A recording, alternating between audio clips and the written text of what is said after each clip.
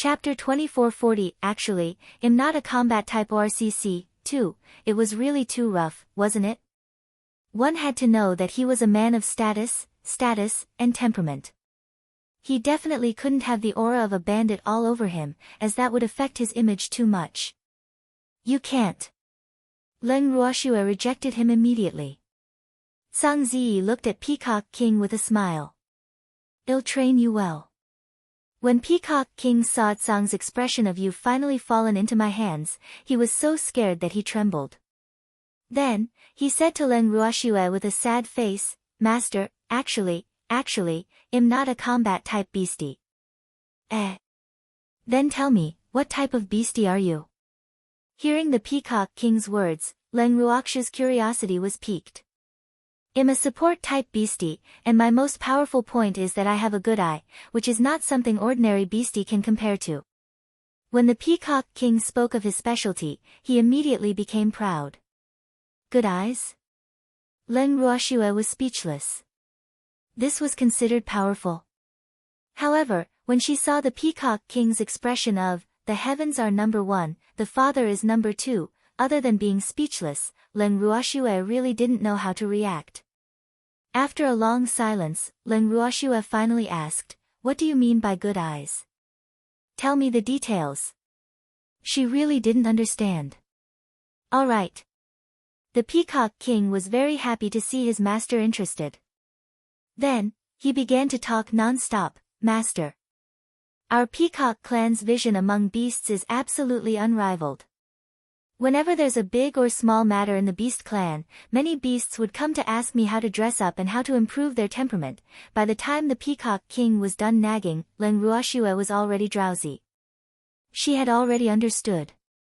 The Peacock King liked to show off, so when beastie needed help in this area, it would come to him for advice.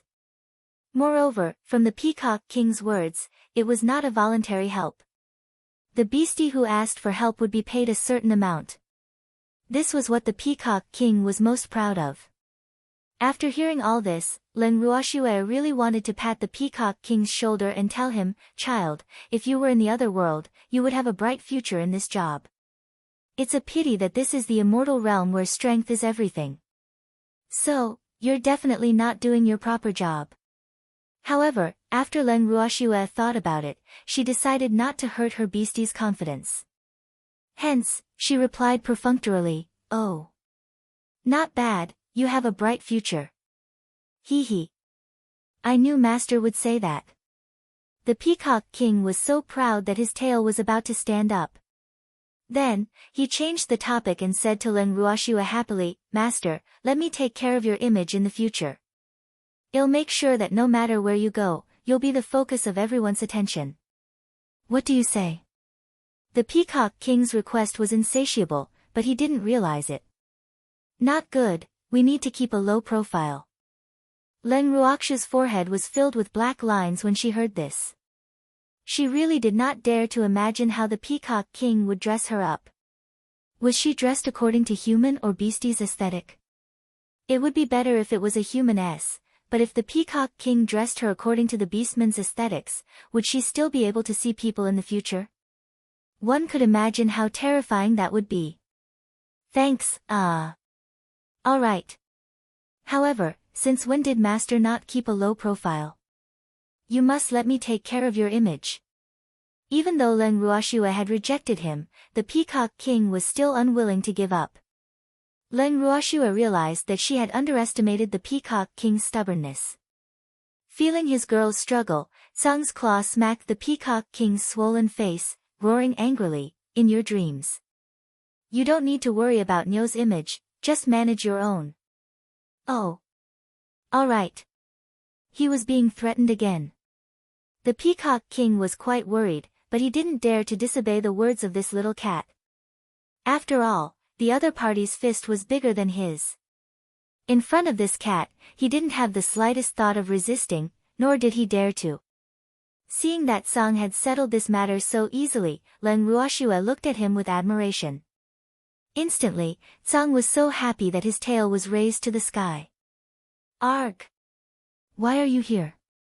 Suddenly, an earth-shattering cry rang out beside Leng Ruoxue and Song. Following that, the space in front of them rippled slightly and Qing Ju appeared. Ah! After hearing Qing Ju's words, Leng Ruoxue did not know how to explain to him that she was the one who had brought Song in. After leaving Song outside a few times, Leng Ruoxue would feel an inexplicable heartache every time they went out and saw Song looking at her with a sad expression. Originally, she wanted to refine a divine artifact for Azure that could conceal his strength. That way, Azure might be able to come in with her. However, Azure told her that such a divine artifact was not of much use to him. Ordinary materials would not be able to withstand his cultivation. After that, Leng Ruoxue flipped through the books and notes left behind by her master and discovered that her master had once refined a divine weapon called the Concealed Defiance. The so-called invisibility didn't mean invisibility, but rather concealing one's heaven-defying cultivation. This god tool was also refined by his master for himself, but his master didn't have time to test its effects before he died, which just happened to benefit Song. After Leng Ruoxue had found the god equipment, she had given it to Song. Only now did she remember that she had forgotten to tell Qing Ju about this. What should he do? The little fellow would definitely be angry. Leng Ruoxue, who felt that things had gotten out of hand, was so angry that she felt like an ostrich. She really did not dare to look at Qing Ju's expression. Although Leng Ruoxue was afraid that Qing Ju would be angry, Song was not. It smiled at Qing Ju and said, "I came in when I wanted to. This is impossible. I'm not at my peak right now, so this space won't accept you at all. And it's impossible for me not to sense you when you entered. Speak. How did you get in?" Green Vessel didn't believe Song's nonsense at all. This guy was really scheming. Seeing that Green Vessel didn't believe him, Azure had no choice but to raise a small, snow-white paw to show him. There was a golden bangle on the furry paw. Looking at the bracelet, Qing Ju felt that it looked familiar, but he could not remember where he had seen it before. He could only shamelessly ask, "What is this?" "This is called Hidden Rebellion, it was made by that idiot. It's quite useful," Azure said with a smile. That idiot? Qing Ju did not react in time, while Leng Ruoxue could not help but cough twice. Her heart was filled with tears. Sob. This was the prelude to being exposed. "It's your previous master, Nyo's master," Sang Ming said. "Arg! How detestable. I was wondering why this thing looked so familiar. So it was refined by the old master. But is this thing of any use to you?" Qing Ju suddenly remembered that he had indeed seen his old master refine such an item. However, his old master had been particularly obsessed with refining weapons for a period of time. He had refined too many things, so he really could not remember what use this item had. Chapter 2441 Actually, I'm not a combat-type beastie. 3. Of course it's useful. With this, I can come and go freely in this place, and you can forget about finding an excuse to keep me outside, humph. Azure said with a smug look. When Qing Ju heard this, he was extremely displeased. Could he say that he did not welcome this fellow? This guy I don't want to see the most. Who asked this guy to call his old master an idiot? However, the most hateful thing was his sister. She didn't tell him about this and he wasn't prepared at all. At the thought of this, Qing Ju felt sad.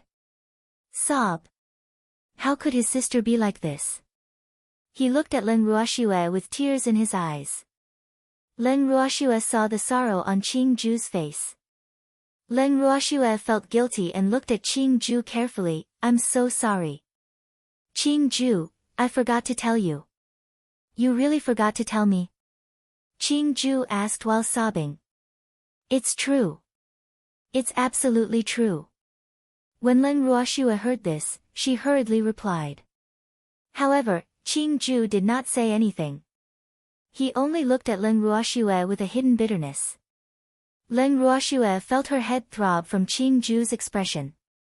Sob. Let her faint. After she found the traitor, she only wanted to tell Tsang the good news as soon as possible and had indeed forgotten to tell Qing Ju. Thus, she could only say that everything was fate. Sob. Leng Ruoxue was at a loss as to what to do with Green Vessel, so she could only ask for Tsang's help. When Blue saw this, it didn't want to care and admire Nyo's embarrassment. However, when it saw Leng Ruoxue's pitiful expression, it couldn't bear to do so. It could only speak with loyalty. Nyo really forgot. I didn't tell her not to tell you. Leng Ruoxue was helpless. Wasn't Tsang's words a cover-up? Who knew that when Qing Ju heard this, he only snorted coldly and left without looking back. Leng Ruoxue's heart ached as she looked at Green Vessel's small and lonely back. Just as he was about to call out to Green Vessel, he was stopped by Tsang. Girl, give him some time to accept the truth. He'll be fine. It had to be said that Dark Green understood Green Vessel better. They were indeed old friends. Not long after, Dark Green appeared in front of Leng Ruoxue and reminded her, Sister, you guys should continue with your work. Ah. Leng Ruoxue was surprised. Was Qing Ju alright now? She looked at Tsang and then glanced at Green Vessel. Leng Ruoxue felt that the scene of these two little fellows being together was quite lovely. Wasn't this the relationship between a baby and a pet cat? Leng Ruoxue fantasized about the two of them together, but she didn't notice that Tsang and Qing Ju were sighing helplessly at the same time. Sister, you guys should continue with your work. After a while, Qing Ju reminded her again and interrupted Leng Ruoxue's wild thoughts with a helpless expression. Oh. Good. Leng Ruoxue nodded her head awkwardly. At this moment, the parasol tree mother tree, who had received Qing Ju's notice, walked out from her own residence. In the next second, Leng Ruoxue moved the original team out of the bracelet. Under the guidance of the parasol tree, they headed to another secret room. When they reached the entrance of the secret room, Leng Ruoxue gave the Peacock King a look. The Peacock King tactfully stepped forward to break the array. Although the defensive formations of the two secret rooms were slightly different, the Peacock King's method of breaking the formation was much more brilliant with his previous practice. 10 minutes later, the array outside the secret room had been completely broken by the Peacock King. Master, I'm done. The Peacock King said. Yes, you've improved since last time. Leng Ruoxue praised. Following that, she saw the Peacock King acting tsundere again. Instantly, she regretted her words. After entering the secret chamber, Leng Ruoxue and the rest felt their heads throb again. The secret room in front of him was more than double the size of the previous one, and the defensive formation was twice as large. This was definitely going to tire him to death. Leng Ruoxue had entered many secret chambers in the clan. She had no choice but to admit that the secret chamber in the Phoenix clan was the one with the tightest security and the most formations out of all the secret chambers she had been to. Furthermore, he had heard from the mother parasol tree that the Phoenix tribe's treasure had never been stolen. AI. It was obvious that any thief who saw such a secret room would turn around and leave. I can't afford to be hurt. Even if the array here couldn't kill people, breaking the array would exhaust people to death. However, Leng Ruoxue knew that she wasn't an ordinary thief. Since she had come, she didn't intend to return handed. Hence, after giving the Peacock King a look, Leng Ruoxue began to work. Thanks when the Peacock King saw this, he could only accept his fate and continue to be a coolie. Due to her training in the previous secret room, the formations here could be said to be broken within seconds by Leng Ruoxue. Even though the Peacock King could not reach that level, breaking a formation within 2 to 3 minutes was not a problem. The mother parasol tree could not help but sigh. As expected, practice makes perfect. Hearing this, Leng Ruoxue's face darkened. This wasn't practice making perfect, alright? Although there were many formations here, most of them were basically the same. Even if they weren't the same, there would only be slight differences. This was the brilliance of the High Priest of the Phoenix clan. Because no one would have thought that many of the arrays here were repeated. Those thieves who stole things would probably be confused and disoriented after seeing so many arrays. How would they still have the mood to steal? However, whoever dared to steal the Phoenix clan's treasure must be quite powerful, right? Otherwise, they would have been discovered before they could even succeed. However, Len Ruoxue believed that no matter how strong a cultivator was, they would still have a headache when they saw so many formations. Time passed minute by minute. Dozens of hours later, the secret room's array was finally completely cracked. Len Ruoxue and the Peacock King did not say a word and immediately collapsed onto the ground. This time, they did not rest in between. They only wanted to finish their work as soon as possible. Hence, it was even more tiring than the previous experience. Seeing the two of them lying on the ground in exhaustion, not wanting to move at all, the parasol tree mother tree, who had finished collecting the treasures, said with heartache, "Ai. Poor child, you're really exhausted. Have a good rest. All the treasures of the phoenix kind are ours now." Hearing the mother parasol tree's excited voice, Len Ruoxue really did not want to say anything more. Suddenly, the scene in front of them changed, and they were already inside the bracelet. It was Qing Ju who saw that his sister was exhausted and took the initiative to help. After moving them in, Green Vessel took the initiative to send Len Ruoxue to the bed in the purple bamboo house. He then threw the Peacock King on the cold ground in disdain. The Peacock King cried when he saw the obvious difference in treatment. "Woo! It's fine if Master's inhumane beasts don't care about my life or death, but why don't my own clansmen care about me too? Was this a rebellion?" The Peacock King was enraged. The consequences would be severe. After a few howls and summoning a small peacock in the mother tongue of the peacock race, the Peacock King glared at him and roared angrily, "Quickly carry me into the house." When the little peacock heard this, she was so frightened that she trembled and sobbed, "No, King.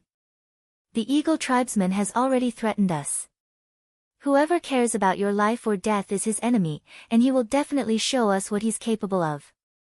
You bunch of spineless things, could it be that you're afraid of that guy's threat and don't care about this king's life or death?" The Peacock King's eyes were spitting fire as he roared at the top of his lungs. "King, the Eagle tribe leader will beat us up. You can't beat him and protect us, so just bear with it. Anyway, it's not very cold here, and it's just nice to let my mind clear up a bit. I won't be here to accompany you, take care, King." The little peacock mustered up her courage and ran away in fear, leaving behind the Peacock King who was so angry that he almost vomited blood. Fuck. He actually asked him to endure it. The Peacock King was filled with grief and indignation. This was a sign that his clansmen didn't trust him. However, he couldn't deny that the little peacock was telling the truth. He really couldn't beat the eagle. Woo! He was such a bully. The Peacock King lay on the ground in sorrow. Coincidentally, a few leaves from a tree not far away drifted over and fell on his body, making him seem even more sorrowful. After an unknown amount of time, the enraged Peacock King finally got up from the ground. After patting the dust and fallen leaves off his body, the Peacock King took heavy steps and returned to his room miserably. Then, he laid down on his bed in the shape of a Chinese character. Sob. The Peacock King, who had been deserted by his friends and relatives, felt that he would never love again. Not long after he thought about this, the heartless Peacock King actually fell asleep. After waking up, the Peacock King's spirit and aura were roused. He felt that he had come back to life. He left the room in high spirits and went to the courtyard. He happened to see his master sitting in the garden, feeling refreshed. The Peacock King went up to him and said, "Master, you're awake too." Sob. "I've missed you so much. Did you sleep well?" Len Ruoxue glanced at the Peacock King and asked with a smile. "Not good, no one's taking care of me. They're just watching me sleep on the ground. They're such bullies." Seeing that Len Ruoxue had asked, the Peacock King brazenly complained. "Well, return to the Peacock tribe in a while, then come back to exchange for the pills with the Phoenix King." Len Ruoxue ignored the Peacock King's words and directly told him about their upcoming journey. What? The Peacock King was also a heartless person. He had never expected his master to stand up for him. Therefore, after hearing Leng Ruoxu's words, he had completely forgotten his original intention of complaining. Instead, he was completely attracted by Leng Ruoxu's words. But what he didn't understand was, why did they still want to exchange the pills with the Phoenix King? What could the Phoenix King use to exchange with them? Did that old pervert still have money? When the time comes, you only need to watch the show. Leng Ruoxue did not explain in detail. After that, Leng Ruoxue brought her men back to the Peacock clan's territory. She turned around and brought a large group of peacocks back to the Phoenix clan openly. As the agreed time was 3 days, and today was the day that the deadline was due, when the Phoenix King heard that Leng Ruoxue had come to visit, he immediately got someone to invite her in. Chapter 2442, Top-Notch Treatment. 1. When they arrived at the entrance of the Royal Phoenix Palace, the guard looked at Leng Ruoxue with a troubled expression and whispered, "Lord Lianwu, the king will only allow you to go in. These peacocks have to stay outside." Hearing this, Leng Ruoxue turned around and looked at the peacocks who were all crying. She shook her head and said, "No. I have to take them with me, they still have to protect me. If I can't reach an agreement with your king and he wants to attack, they're my helpers." Leng Ruoxue's words were spoken in a matter-of-fact manner. Her voice was not soft either, causing the guard's forehead to be covered in cold sweat. In the Royal Phoenix Palace, the Royal Phoenix, who was sitting high up on her throne, gritted her teeth when she heard the conversation. Damn that Lian Wu! Didn't we already discuss the conditions? Why couldn't they come to an agreement? Or was it that annoying ugly freak who wanted to raise the price? When the Phoenix King thought of this possibility, he immediately became angry. His face turned from normal pink to red, then green, and then black. When the new leader of the Hidden Guards saw this scene, he really didn't want to become the cannon fodder for the king to vent his anger, so he could only try his best to lower his presence. He knew that Lian Wu Darren had the ability to anger the king to death. However, in the past few days, he had been brainwashed by Feng Chuan a lot, so he had some experience in dealing with the king's orders. Naturally, he wouldn't follow the king's orders like before. In the main hall, the Phoenix King was secretly angry. Outside, Leng Ruoxue was in a deadlock with the guard who was in a dilemma. The peacocks behind her also looked like they had to enter no matter what. The guard really wanted to knock himself unconscious with a piece of tofu. Sob. Isn't this too much bullying? The guard was very worried.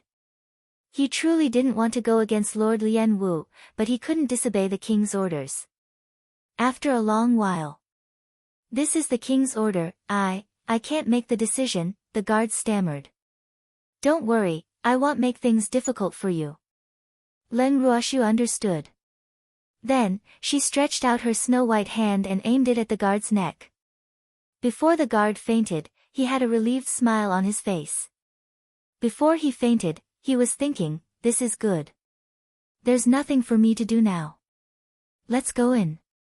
After she was done, Leng Ruoxue turned to the peacocks behind her. Oh Wu! Go in! Go in! The excited peacocks howled and surrounded Leng Ruoxue as she pushed open the doors of the Great Hall. When Leng Ruoxue saw this, she could not help but cover her face. She thought to herself, can you not cheer like this? You're not wolves. Upon entering the main hall, Leng Ruoxue immediately saw the Phoenix King, who did not look too good. She quickly asked out of concern, Phoenix King, you haven't recovered from your injuries. AI. It seems that you were quite badly injured last time. Be careful in the future and don't let yourself be indulged. Why do you care? The Phoenix King was so angry that she gritted her teeth. If it wasn't for the fact that she had to make a deal with this ugly woman, she really wanted to teach this woman a lesson. I'm not caring. I'm just casually showing my concern. If you don't appreciate it, then forget it. Leng Ruoxue said disapprovingly. After she finished speaking, she found a chair and sat down without any hesitation. Thanks. Looking at the empty main hall, Leng Ruoxue said fastidiously, Your Highness, your place is so deserted. Are the elders still not done? She had touched on a sore spot, and the Phoenix King was once again enraged. Red, white, green, and black appeared on the Phoenix King's face one by one. In the end, her face turned into an ugly dark gray. Leng Ruoxu's smile became even more cheerful when she saw this. In order for the transaction to go smoothly, the Phoenix King could only suppress her anger and ignore Leng Ruoxu's provocation. However, her fiery red phoenix eyes were fixed on Leng Ruoxue. If looks could kill, Leng Ruoxue would have died 1,000 times over. Phoenix King, if you have something to say, then say it. Don't look at me like that, I'm so scared. Leng Ruoxue feigned fear after receiving the sharp glare from the Phoenix King. Who knew that when the Phoenix King heard these words, he was quite scornful. Humph. You're still afraid? Do you know how to write the word, fear? The Phoenix King knew that although she had not known this woman for a long time, she had a deep understanding of her shamelessness. The Phoenix King believed that even if all the people in the immortal realm were afraid of him, this woman would not be afraid. Thinking of this, the Phoenix King's anger rose by a few levels. Humph. Wasn't this annoying woman relying on that bitch, Wu Cheng, to support her? Without Fog, how could such a woman be his opponent? How would he dare to snatch the Peacock King from her? The Phoenix King's fury rose once again when she saw the Peacock King standing beside Leng Ruoxue like a little bird. I'm seeing this adulterous couple acting all lovey-dovey in front of me again. Damn it. If it was possible, the Phoenix King really wanted to tear this shameless couple into pieces. Seeing the Phoenix King's face changing like a color palette, and the flames of anger in his fiery red phoenix eyes from time to time, Leng Ruoxue did not need to guess to know that the Phoenix King was probably very angry. However, it was a good thing that she did not know what the Phoenix King was thinking at this moment. Otherwise, she would definitely be depressed. At that time, Leng Ruoxue would definitely say, "Auntie, what's with your gaze?" There was clearly a fist's distance between her and the Peacock King. How did the two of them become so intimate that they were an eyesore? However, at this moment, Leng Ruoxue, who only knew that the Phoenix King was very angry but did not know what she was thinking, could only remind her when the Phoenix King did not speak for a long time, "Phoenix King, if you asked me to come here just to stare at me, then I want to accompany you. I still have a lot of things to do. I don't have much time to waste on you." With that, Leng Ruoxue stood up and was about to leave. However, she had only taken 2 steps when the Phoenix King, who had regained his senses, called out to her and suppressed his anger, "Wait. We haven't even made the deal." So the Phoenix King still remembers this. Leng Ruoxue said with a smile. Leng Ruoxue's smile was an eyesore to the Phoenix King. Fuck. Of course she remembered, but when she saw this damned woman Lien Wu, she almost couldn't control her anger. However, the Phoenix King was clear that he couldn't let this woman leave just like that. Otherwise, who would be able to satisfy her curiosity about the pill?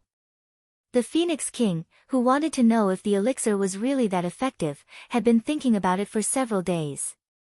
If she still didn't know, she would go crazy. After taking a few deep breaths, the Phoenix King forced herself to calm down and quickly said, "Let's exchange for the pills. I'll order someone to retrieve the item you've requested." "All right," he said.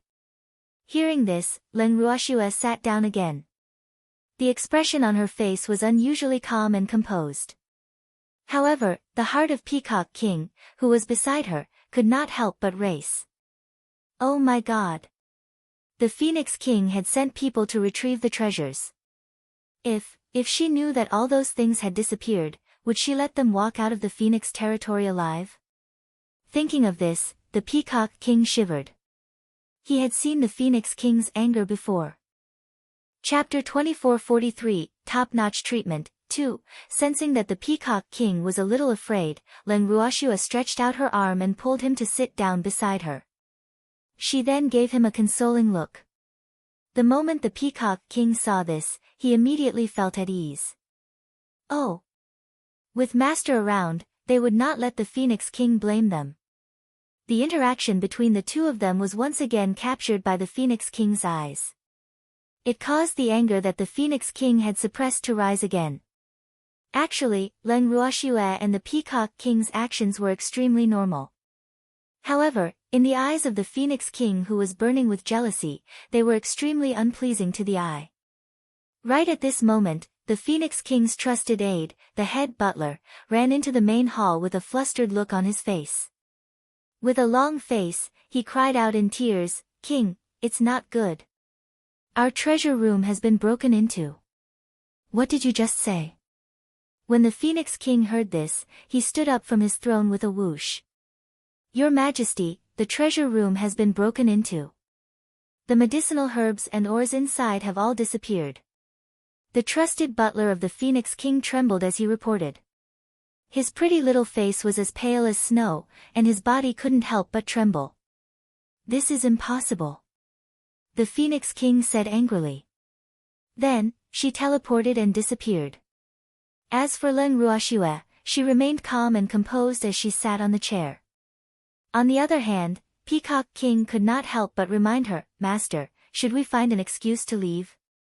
Otherwise, the Phoenix King will not let us off." "Why won't you let us go? We're just sitting here, she can't possibly blame us for what she lost." Leng Ruoxue replied disapprovingly. "Master, the Phoenix King loves to vent her anger. Even if she has no evidence to prove that we stole those things, she will still think that we are suspicious. In short, if we don't leave now, I'm afraid we won't be able to leave." The Peacock King said worriedly. "No, we can't leave now. We came here openly, so we have to leave openly. If we leave now, the Phoenix King will have a higher chance to pin the theft on us. At that time, she will fan the fire, and we may be hunted down by the 4 great King Divine Beast clans. What do you think?" Leng Ruoxue advised the Peacock King with a heavy heart. The Peacock King thought that it made sense. He no longer tried to persuade his master to leave. Instead, he sat on the chair with a calm heart. Not long after, the space in front of them distorted, and the angry Phoenix King appeared with a face that was darker than the bottom of a pot. The next second, the Phoenix King roared, "Men!" Thump thump thump. Many guards pushed the door open and entered under the lead of the head butler, Prince Feng's trusted aide. "Lock these guys up." The Phoenix King pointed at Leng Ruoxue and the group of peacocks. "What is the meaning of this, Phoenix Prince?" Hearing the Phoenix Prince's words, Leng Ruoxue raised her brows and asked indifferently. "Humph. What did he mean?" "You're the biggest suspect in the theft of the Feng clan." The Phoenix King roared, and his face darkened even more. This time, she couldn't suppress her anger at all. The treasures of the Feng clan for hundreds of thousands of years had disappeared just like that. She didn't even know who did it. How could she not be angry? Therefore, Lord Lian Wu, who had come to trade with her, naturally became her punching bag. Thanks at this moment, she couldn't care that this Lord Lian Wu was one of that bitch, Wyan's people, humph. The Feng clan had been robbed, and this woman had to be a suspect. Otherwise, who could she vent her anger on? It had to be said that the Peacock King knew the Phoenix King quite well. Under the circumstances that he didn't know who the thief was, the Phoenix King could only force the matter on Lian Wu's head, treating them as suspects and venting his anger on them. Who asked the only outsider in the Phoenix territory to be this woman? If the Feng clan lost something, who else could they look for other than her? This time, this hateful woman can forget about escaping. The Phoenix King thought to herself hatefully. She had already decided in her heart that she would definitely teach this woman a lesson. She wanted to let this ugly woman know the consequences of going against her. In just a short moment, the Phoenix King had not only identified Leng Ruoxue as the biggest suspect in the theft case, but had even thought of how to torture her. When she thought about how she would have the chance to torture this damned woman and the Peacock King, the anger she felt towards the theft miraculously dissipated. "Phoenix King, do you have any evidence?" Leng Ruoxue asked with a faint smile. "Humph. There's no need for evidence, you can't escape responsibility for this." The Phoenix King pretended to be certain, but deep down, she was gritting her teeth in hatred. Leng Ruoxue's calm and composed expression made it seem as if she was mocking her. She was an eyesore. Convicting someone without evidence? Was this a rule set by the Divine Master's estate? Moreover, according to your excuse, I just lost a piece of low-grade crystal in your palace. You must have stolen it. You can't escape this, so I'm going to arrest you and interrogate you. What do you think? Leng Ruoxue said in an infuriating manner. Upon hearing their master's words, the peacocks around them all burst out in laughter. There were even some peacocks who were not afraid of death, and they started jeering, "Your Excellency, quickly capture this Phoenix King who may have stolen your low-grade crystal. We'll be in charge of interrogating him for you." The peacocks assumed a position that they would immediately capture people if their master gave the order. The first elder and the guards, who were the Phoenix King's trusted aide and wanted to capture Lord Lian Wu and the peacocks, were all dumbfounded and petrified. The words of Leng Ruoxue and a certain peacock made the Phoenix King so angry that the blood in her body flowed backward. A sweet and fishy taste surged out of her throat. In an instant, her mouth was filled with the taste of blood. However, the Phoenix King endured it and swallowed the blood that she had almost spat out. "Damn it, would I steal a low-grade crystal from you?" The Phoenix King's eyes were spitting fire as he roared. "It's hard to say." Leng Ruoxue was calm and composed. "What evidence do you have?" The Phoenix King gritted his teeth and asked while suppressing his anger. "There's no need for evidence. You're definitely involved in this." Leng Ruoxue returned his words. You, the Phoenix King pointed at Leng Ruoxue with hatred. She was so angry that she could not even form a complete sentence. However, Leng Ruoxue did not seem to mind and continued to look at the Phoenix King calmly. The Phoenix King was furious.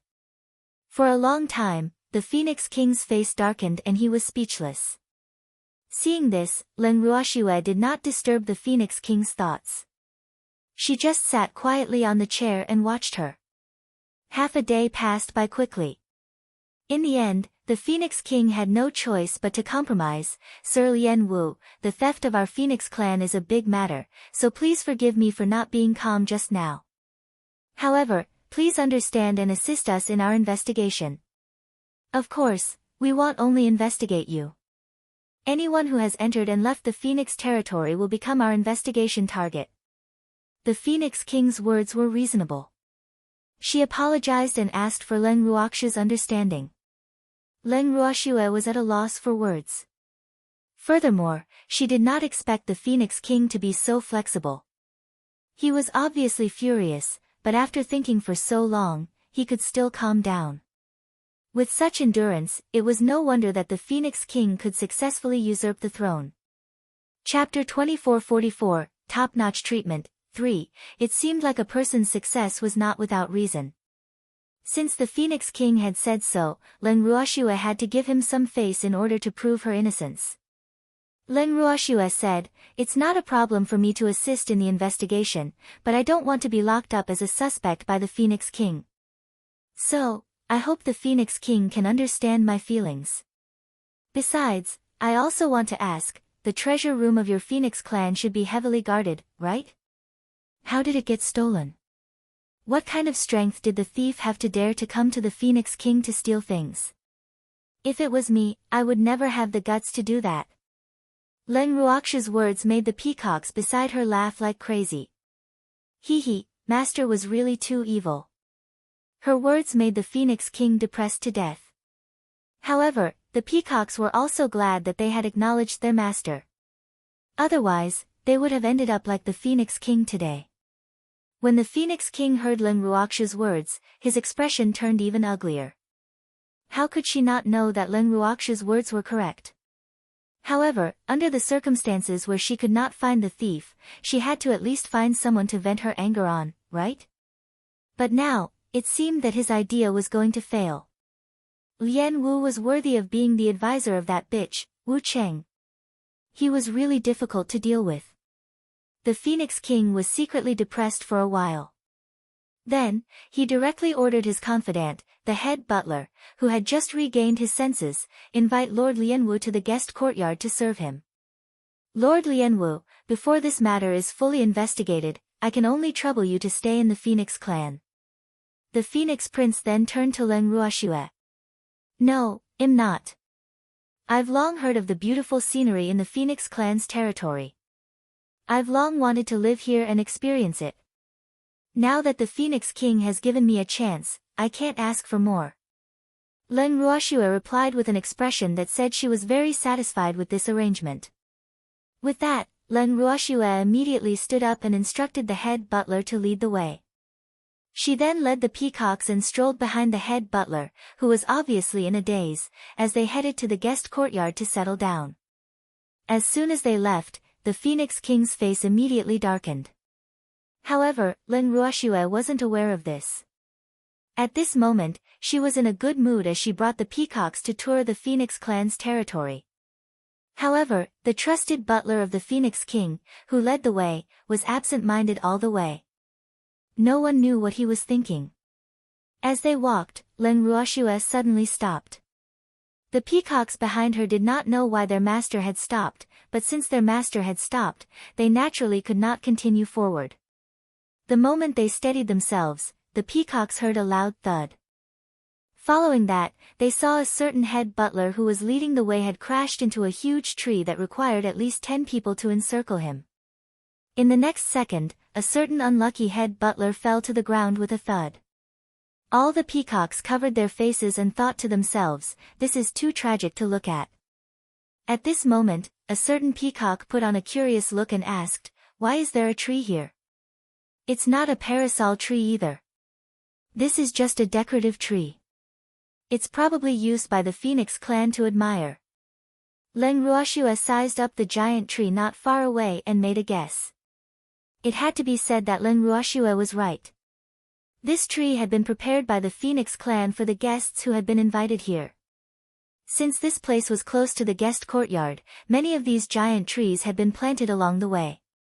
As for the unlucky housekeeper, the Phoenix King's confidant, he had been so preoccupied with his thoughts that he had long forgotten about the road conditions here. That was why he had bumped into them. Seeing that a certain head butler had not been able to get up after falling to the ground, Leng Ruoxue could only lead the peacocks forward to express her concern. Head butler, are you all right? Leng Ruoxue saw that the Feng Prince's trusted butler's fingers were still moving. She knew that he was still conscious and had not completely lost consciousness. However, this person's injuries weren't light. There was already a red bump the size of a fist on his forehead. His slightly opened eyes were also rippling. Leng Ruoxue started to pity him. I'm fine. Upon hearing Leng Ruoxue's words, a certain butler, whose eyes were filled with stars, said with a trembling voice. Wu, it hurts. However, in front of Lord Lian Wu, he didn't want to show his weak side, so as not to embarrass the Feng clan. However, Leng Ruoxue disagreed with him when she saw how he was holding it in. Head butler, if it hurts, then cry. We will not laugh at you. It was true. I promise. It's true, it's true. Boo-hoo, a certain butler wanted to say that he was not in pain, but he couldn't bring himself to say it. In the end, he couldn't help but cry out loud, feeling deeply wronged. When he was done crying, he received even more sympathetic gazes. The next second, his old face quickly turned red, and he really wanted to find a hole to hide in. He had lived for so many years, why was he still so useless? If the Phoenix King knew about this, he would definitely punish him severely. When he thought of the Phoenix King, his heart trembled. Thanks, the Phoenix King was so terrifying. If he could, he really wanted to go on strike like those elders. Unfortunately, he didn't have the guts. Don't be afraid. We won't tell anyone about this. Leng Ruoxue explained in an understanding manner as she saw through a certain butler's thoughts. Thank you, Lord Lianwu. The Phoenix King's confidant, the head butler, said gratefully. After resting for a while, the head butler got up from the ground and said, Lord Lianwu, the guest courtyard is up ahead. I'll take you there first. All right, he said. Leng Ruoxue nodded in agreement. When they arrived at the guest house, the head butler, King Feng's trusted aide, made all the necessary arrangements and immediately went back to his room to recuperate. As Leng Ruoxue received the gratitude of the head butler, their treatment in the guest house rose sharply. After Leng Ruoxue and the rest stayed in the guest courtyard for a few days, they were rather satisfied with the service here. With good food and drinks at their service, they would be fools if they did not enjoy it. They were living happily, but the Phoenix King had been so depressed for the past few days that he vomited blood and almost hit the wall. Originally, she had wanted to use the theft of the Phoenix clan as an excuse to call back the elders who were in seclusion and those who had left home to discuss the matter. However, who knew that the elders who were in seclusion were so thoroughly closed off that she could not contact them at all. She did not dare to use forceful means to force them out of seclusion. Otherwise, if she caused those elders to be seriously injured, she would really be despised as the Phoenix King. Therefore, she had to temporarily put aside the idea of waking these elders who were in closed-door cultivation. What made her angrier was that the elders who were in closed-door cultivation did not reply to her at all after they received the news that she had sent out. This time, the Phoenix King was completely furious. Never in her dreams would she have thought that those elders would actually dare to disobey her orders. Were they really that unconcerned about the affairs of the Feng clan? How could the elders not react to such a big theft? The Phoenix King was enraged, and the consequences were severe. What she didn't know was that most of the elders who had left home had received the news, but no one believed her. This was because all the elders knew that they couldn't even break the defense in the treasure vault, let alone outsiders. Moreover, who would dare to steal from the Feng clan? It wasn't like he was tired of living. With this thought in mind, the elders who received the news all took it as an excuse for the Phoenix King to summon them back, so they naturally ignored it. If they didn't want to come back, the Phoenix King would have no way to vent her anger. Thus, the hot-headed Phoenix King immediately thought of Lian Wu and the others who were locked up in the guest house. The Phoenix King didn't even think and went straight to the guest courtyard. When they arrived at the entrance of the guest courtyard, the Phoenix King saw the tight security and felt particularly satisfied. She couldn't help but think to herself, Damn you, Lian Wu. Although I didn't manage to lock you up in the prison, you won't be able to escape from here even if you have wings. After thinking about this, the Phoenix King stepped into the guest courtyard.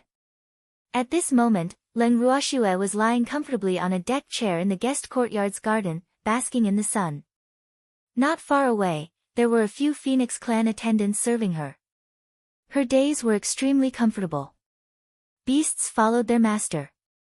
When they saw their master enjoying the service of the Phoenix clan, they naturally followed their master's footsteps and found a place to lie down in the garden. There were also Phoenix clan servants serving them by their side. All the peacocks felt an unprecedented sense of joy when they saw the Phoenix kind servant's sullen face, but he had no choice but to do this and that as per their requests. It was really too satisfying, the life of ordering these phoenixes around was so satisfying.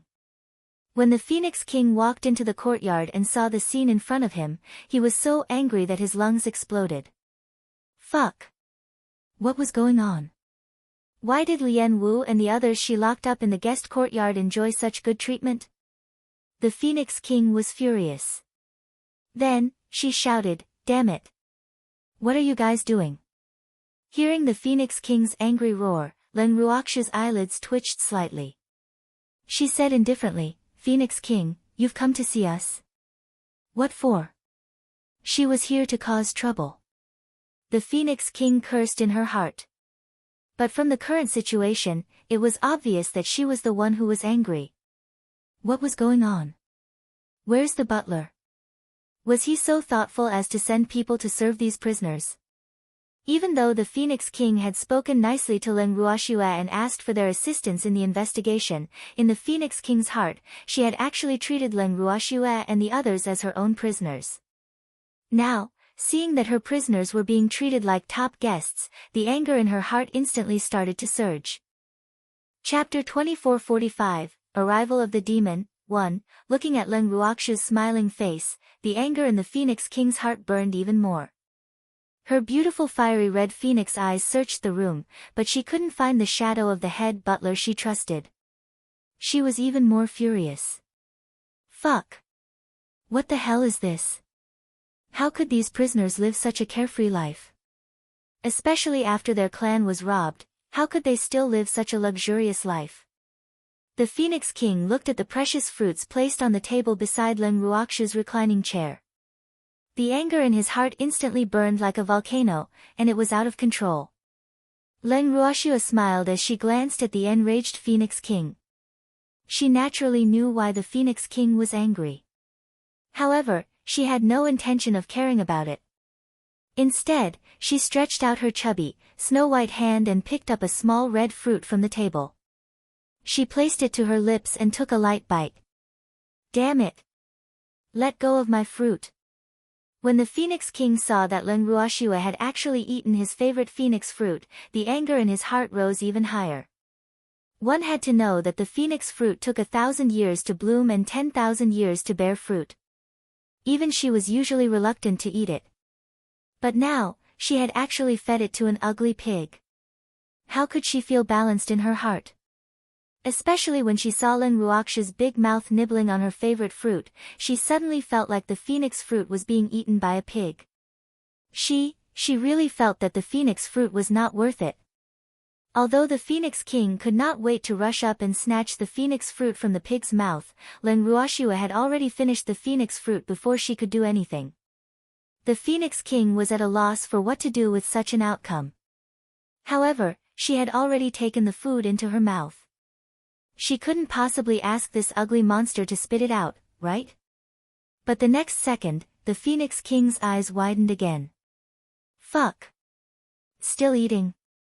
When the Phoenix King saw Leng Ruoxu's hand reaching for the small table at the side, he picked up another phoenix fruit.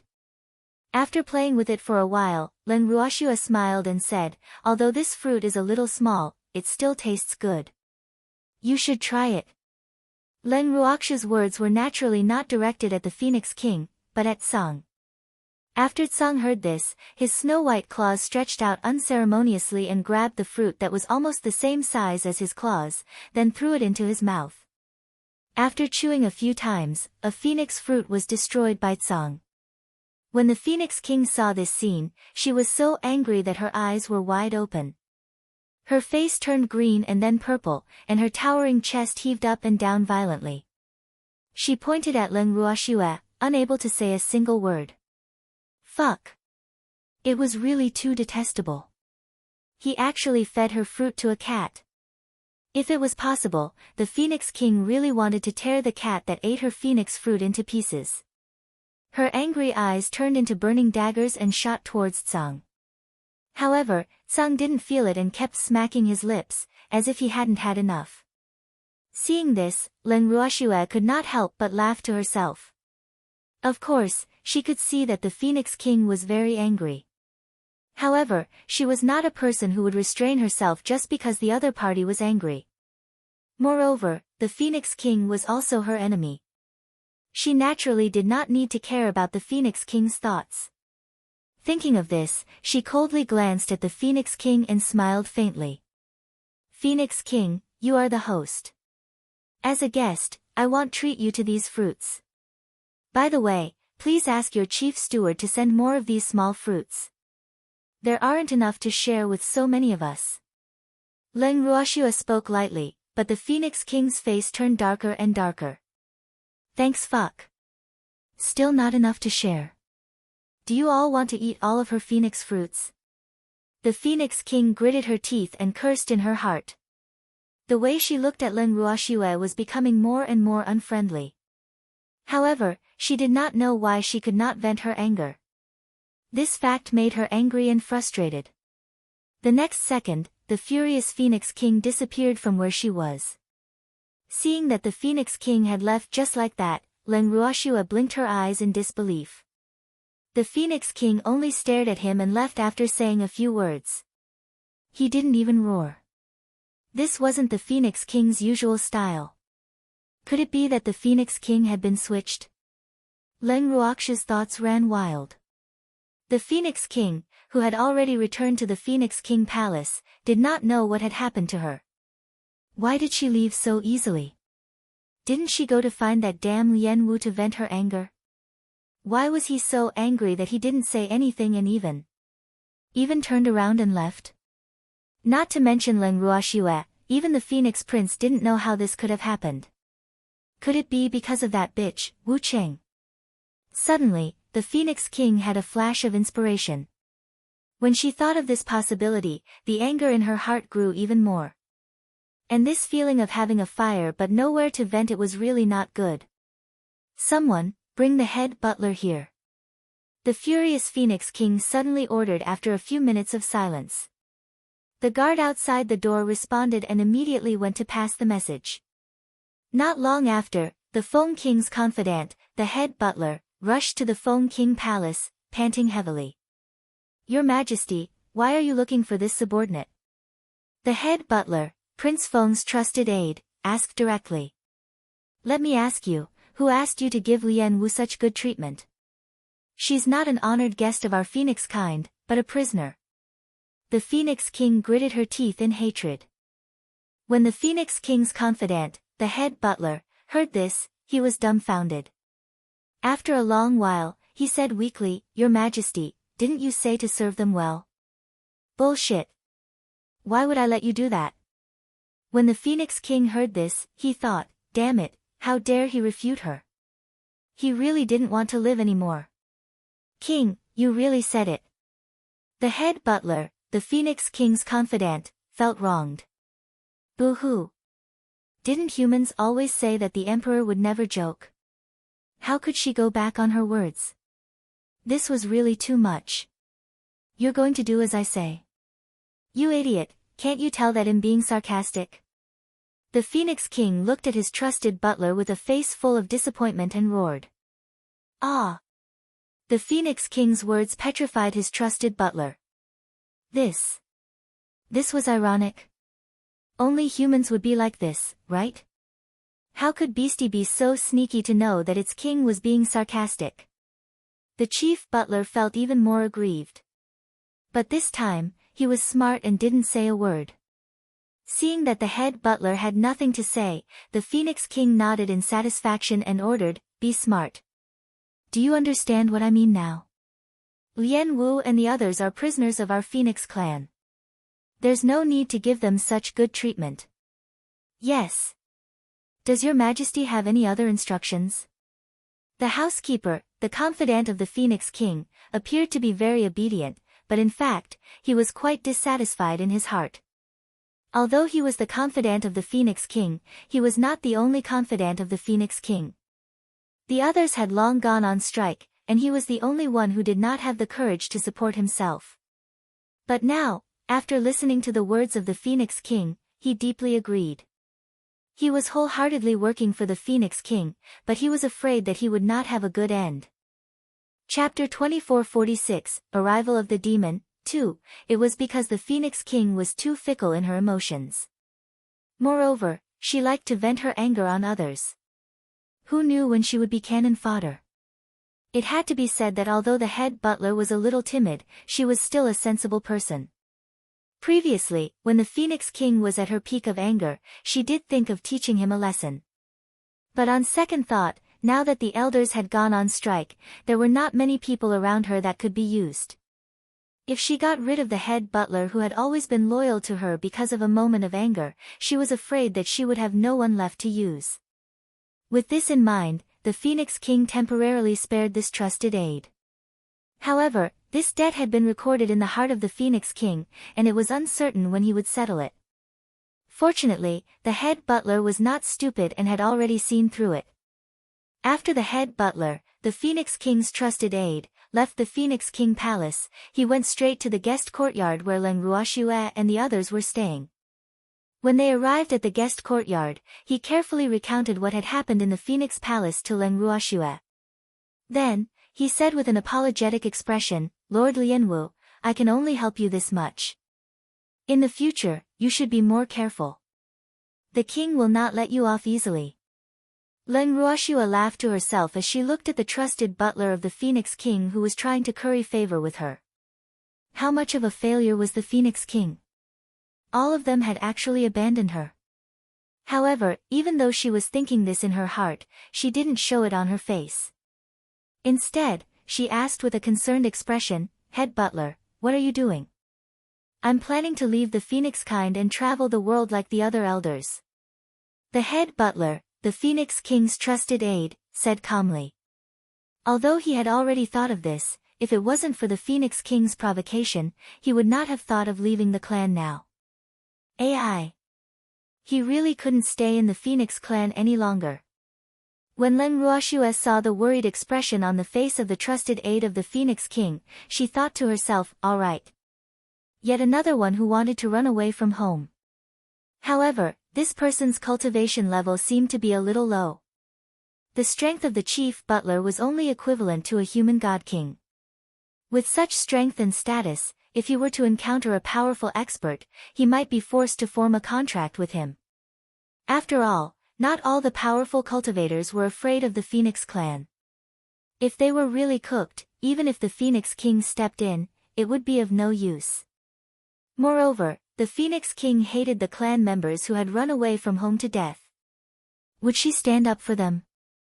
At the thought of this, Leng Ruoxue revealed a worried expression and reminded, "Head butler, are you sure you want to go out? You must know that it's quite dangerous outside. With your identity, you're the favorite beastie of many experts." "I know, I'll be careful." Leng Ruoxue's words touched the head butler, the trusted aide of the Phoenix King. Look at how loyal Lord Lian Wu was. She even knew to care about his safety, sigh. He really wouldn't know if he didn't compete, but once he did, he was shocked. Compared to the Phoenix King, this Lord Lian Wu was really cute. In reality, the reason why Leng Ruoxue said that was because she was truly worried about the Phoenix. More than that, she was trying to sow discord and divide the Phoenix clan. Only by drawing more and more members of the Feng clan to her side would it be more beneficial for her future actions, right? Let's see how she'll be able to do anything when the Phoenix King really becomes a commander with nothing. Leng Ruoxue was extremely satisfied with her own thoughts. She even felt that this head butler, who was the Phoenix King's trusted aide, was much more pleasing to the eye. Even though this fellow was the Phoenix King's trusted aide, he treated them pretty well and took care of them very well. Hence, Leng Ruoxue naturally would not vent her anger towards the Phoenix King on him. Not only that, Leng Ruoxue even generously took out a few bottles of elixirs and gave them to the head butler. In an instant, the head butler was moved to tears. "Lord Lian Wu, thank you so much." The Phoenix King's confidant, the head butler, sobbed with gratitude. He really didn't expect this. The pill that King had tried so hard to obtain was actually so easily obtained by him. It seemed that this Lord Lian Wu was not as greedy and lecherous as King had said. In an instant, the head butler, the Phoenix King's trusted aide, vindicated Leng Ruoxue. "Thanks, head butler, you should know that there is some unhappiness between me and the Phoenix King. So, you can't give the pills I gave you to the Phoenix King. Otherwise, if I find out, you will bear the consequences." Leng Ruoxue said the ugly words first. "I won tea. I won't give it to the Phoenix King, I promise." The head butler, the Phoenix King's trusted aide, quickly said. He needed these pills to protect himself when he left the Phoenix clan. How could he give them to the king? In the hands of the king, would he still have a share? Although the Feng King's trusted butler was not very powerful, he was definitely a wise man. Naturally, he would not offend Lord Lian Wu just to please the king. Moreover, Lord Lian Wu was able to take out such a good pill, which made him even more determined to make friends with him. That's good. Leng Ruoxue nodded in satisfaction. Following that, the head butler, the Phoenix King's trusted aide, took out a fiery red feather and gave it to Leng Ruoxue. He said, "Lord Lian Wu, I really don't have anything valuable on me. This feather is a very important treasure to our Phoenix clan, and we won't easily give it to others. Now, I'm giving it to you. If there's anything that can help Lord Lian Wu in the future, Lord Lian Wu can just tell me." "All right. Then I'll accept it." Leng Ruoxue replied without any hesitation. From her perspective, this feather should be a token of this head butler's promise, so she didn't take it to heart and kept it in her bracelet. Prince Feng's confidant, the head butler, took his leave. After he left, Tsang chuckled. Leng Ruoxue saw Tsang's silly smile and didn't understand why. Seeing Niu looking at him with a face full of question marks, Cold laughed even more happily. Girl, you must not understand the significance of that feather to the Phoenix clan. Azure said with a mysterious smile. What? Leng Ruoxue didn't understand. Was there any other explanation for the feather? With that feather, I can summon the Phoenix for help at any time. This is also a kind of promise from the Phoenix clan. Although it's not a contract, as long as the Phoenix doesn't take back its feather, this promise will always be in effect. Azure explained with a smile. I see. Leng Ruoxue nodded. However, this feather might not be of much use to you, but it's still a token of my heart. Tsang added. Leng Ruoxue could hear a hint of sourness in its mouth when it spoke of its intentions. It seems like that Phoenix knows how to repay a debt of gratitude. Leng Ruoxue said after feeling a chill. He had only given him a few bottles of pills in exchange for a feather with the effect of a promise. He had profited, right? Tsang, who knew Leng Ruoxue's thoughts, pouted and said, those pills of yours are much more important than that useless feather. So, you've lost out. Tsang, debts can't be calculated like this. Leng Ruoxue said with a smile. She didn't think that she would be able to gain a Phoenix's favor if she made a loss. What was a few bottles of pills to her? Seeing Leng Ruoxue's thoughts, Tsang could only surrender. Who asked Niu to not lack medicinal pills? Chapter 2447, Arrival of the Demon, 3, Girl, how long do you plan on staying here? Azure changed the topic. After Tsang asked the question, he realized that Leng Ruoxue was in a daze and didn't hear what he said. Instantly, he was a little angry. The reason why Leng Ruoxue was in such a state was because she had suddenly received a voice transmission from the demon. He heard the demon ask him where they were. How much longer until this matter was over? Leng Ruoxue truly did not know how she should answer because she had made the matter seem a little complicated. When she felt a pain in her arm, she looked down and saw that Tsang had made a cut on her white arm with his sharp claws. A trace of blood was already seeping out of the wound. Tsang, what are you doing?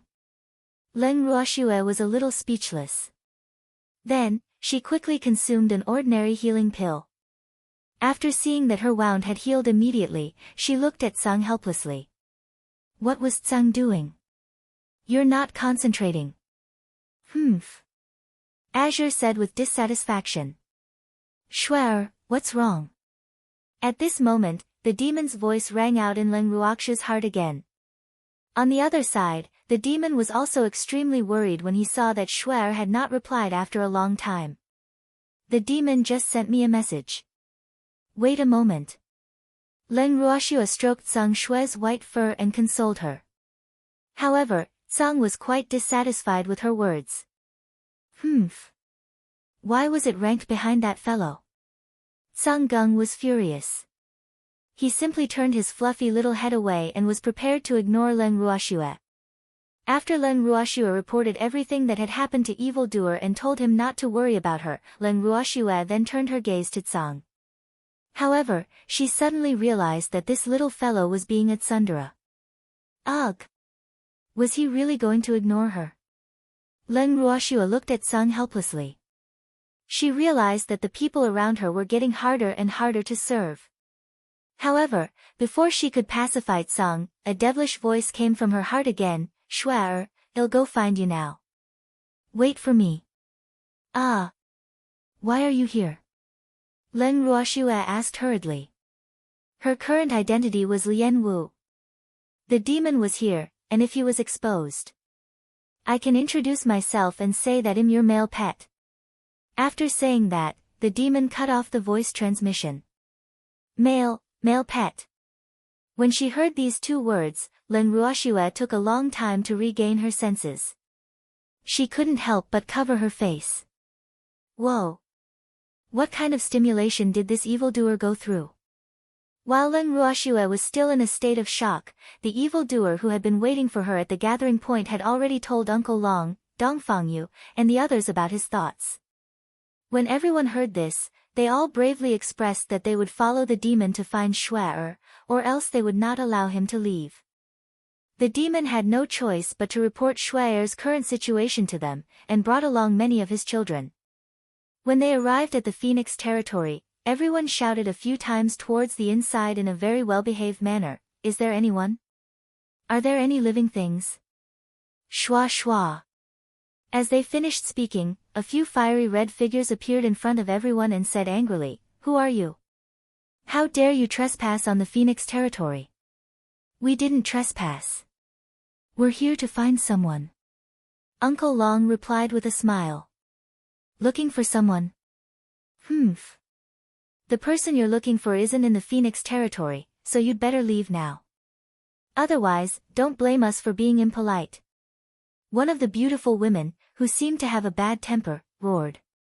"This little girl's temper is really bad." Uncle Long turned to Dongfangyu and said. Dongfangyu nodded in agreement. Then, Uncle Long turned his head back and continued to smile. "Little girl, the person we're looking for is Lord Lianwu. She's been ordered by Lord Wuchen to come to the Feng clan to handle some matters, so you can't lie to us. If you delay God Lord Fog Ripple's orders, your Phoenix clan will have to bear the consequences." Upon hearing Uncle Long's words, the few phoenixes who were responsible for guarding the periphery of the Phoenix territory were at a loss. Although their status was not high and they did not know much, they had even heard of Lord Wu's name. Now that this ugly old man had said that he had come under the orders of God Lord Fog Ripple, for a moment, these guards did not know what to do. But it was definitely impossible to let them enter the Phoenix territory just like that. Because the king had ordered that no one was allowed to enter or leave the Phoenix token, or else they would have to bear the consequences. The guards discussed among themselves through voice transmission. After a while, an older-looking servant asked, "You were sent by God Lord Fog Ripple?" "It can be considered so," Uncle Long said after thinking for a while. "What do you mean by considered?" The guard was displeased. "Yes, no. Why are you still calling it count?" "Thanks, it's like this, what about us? They are all servants from Lord Lianwu's house. They accompanied my lord's male pet to look for her. When God Lord River Ripple found out, she specifically asked us to pass a message to Lord to quickly bring Feng Xiu back to the imperial city. Thus, we are mainly here to accompany him in his search for his wife. As for God Lord River Ripple's words, we are just here to bring her along."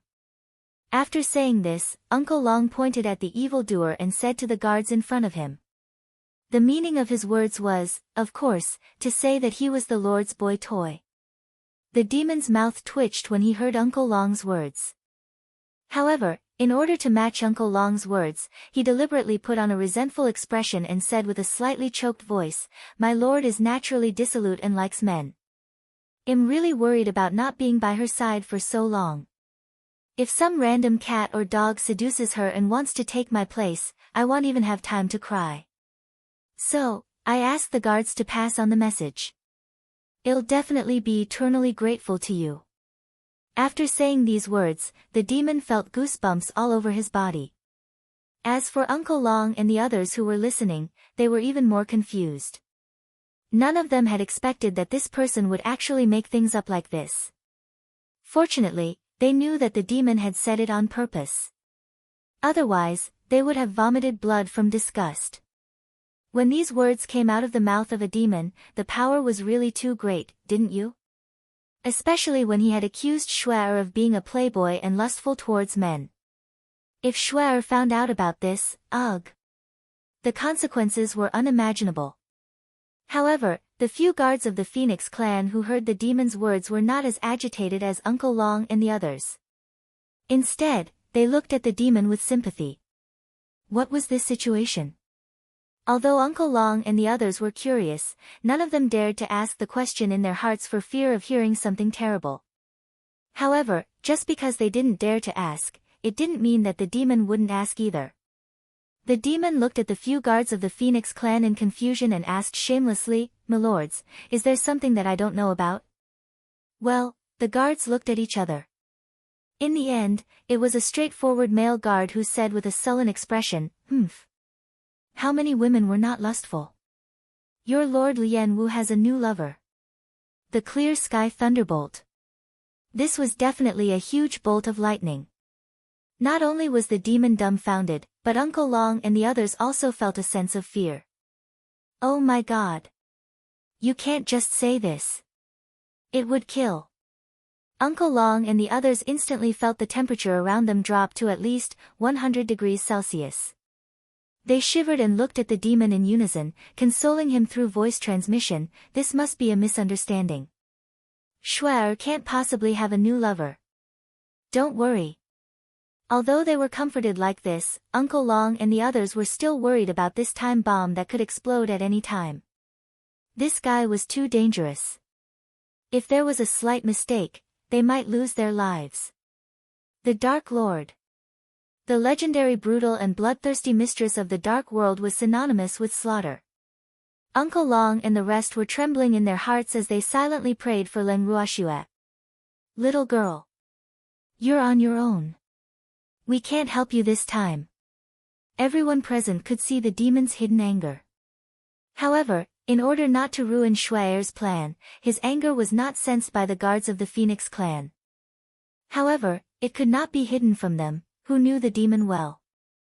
At this time, the evildoer, who was full of anger and had no way to vent it, flickered his eyes and tears welled up in his eyes. When the guards saw this, they knew that this man was not feeling good and did not know what to say. Following that, the guards heard the demon's slightly choked voice ask, "What's going on? Can the guards tell me more details?" "No problem, I'll tell you," one of the guards said with a sense of justice. Then, he told the demon everything he knew and heard. As the demon listened, although his expression did not change, the anger in his heart had long turned into a monstrous flame. Humph. The Peacock King, right? To dare to snatch Shuai from him, he must be tired of living. At this moment, the demon drew a big cross on the Peacock King that he had never met before. This also meant that the Peacock King would not have a good life in the future. Because no matter what the reason was, if he had a scandal with his Shuai, that fellow would not forgive him. By the time the guard finished his vivid explanation, Uncle Long and the others were already covered in cold sweat. Although they believed that the guard's words were exaggerated, no matter what, the Peacock King was destined to be unable to escape the anger of the mistress of the Dark World. The kind-hearted Uncle Long and the others mourned for the unlucky Peacock King for 3 minutes. They were no longer bothered by this and asked excitedly, "Lord Guards, thank you for telling us the truth. That. Can I trouble you to help us report to the Phoenix King that we want to see Lord Lianwu? We won't mistreat you." After saying that, Uncle Long gave each of the guards a bottle of pills. Chapter 2448, You've recovered from your injuries. 1. The guards took the pills and immediately put them away without even looking at them. They had long heard that the effects of Lord Lianwu's pills were surprisingly good. Since the other party was Lord Lianwu's subordinate, the pills he gave should not be too bad. With this thought, the faces of the guards present became much more amiable. Even the female guard who spoke first had a smile on her face, not as cold as she was before. When Uncle Long and the others saw this, they thought to themselves, the charm of medicinal pills to beasts is greater. Look at these guys, their attitude had immediately changed 180 degrees. Then, they heard one of the guards say, "Wait a moment, I'll go report to the king." "All right," he said. Uncle Long and the others nodded gratefully, but the demon still put on a sad look, which made the other guards feel bad. AI. Taking people's money and eliminating disasters for them. With this thought in mind, the guards took turns to comfort the evildoer. However, they also knew in their hearts that this person in front of them looked a little apologetic. It was no wonder that Lord Wu would take a fancy to that demonic Peacock King. She was a powerful woman from the divine realm. A few of them were not lustful. Like their king, didn't he also have women on his left and right? The guards consoled the evildoer and told him to get over it. They even said that it wasn't a big deal for a woman of status to have a few men. The evildoer, who was already furious, became even angrier. Uncle Long and the others continued to break out in cold sweat. Were these phoenixes trying to comfort him? Uncle Long and the others were very uncertain, because they could clearly feel that the temperature around them had dropped quite a bit. At this moment, the guards of the Feng clan finally realized that something was amiss. One of them asked in confusion, "Why did the weather suddenly change?" After he finished speaking, he even shivered. Uncle Long looked at the guards sympathetically, but didn't say anything. He only thought to himself, "This isn't a change of weather, this is someone's anger." At the same time, the Phoenix King, who was pacing back and forth in the Phoenix King Palace like an ant in a hot pot, heard the guard's announcement that Lord Lien Wu's male pet had come to the door.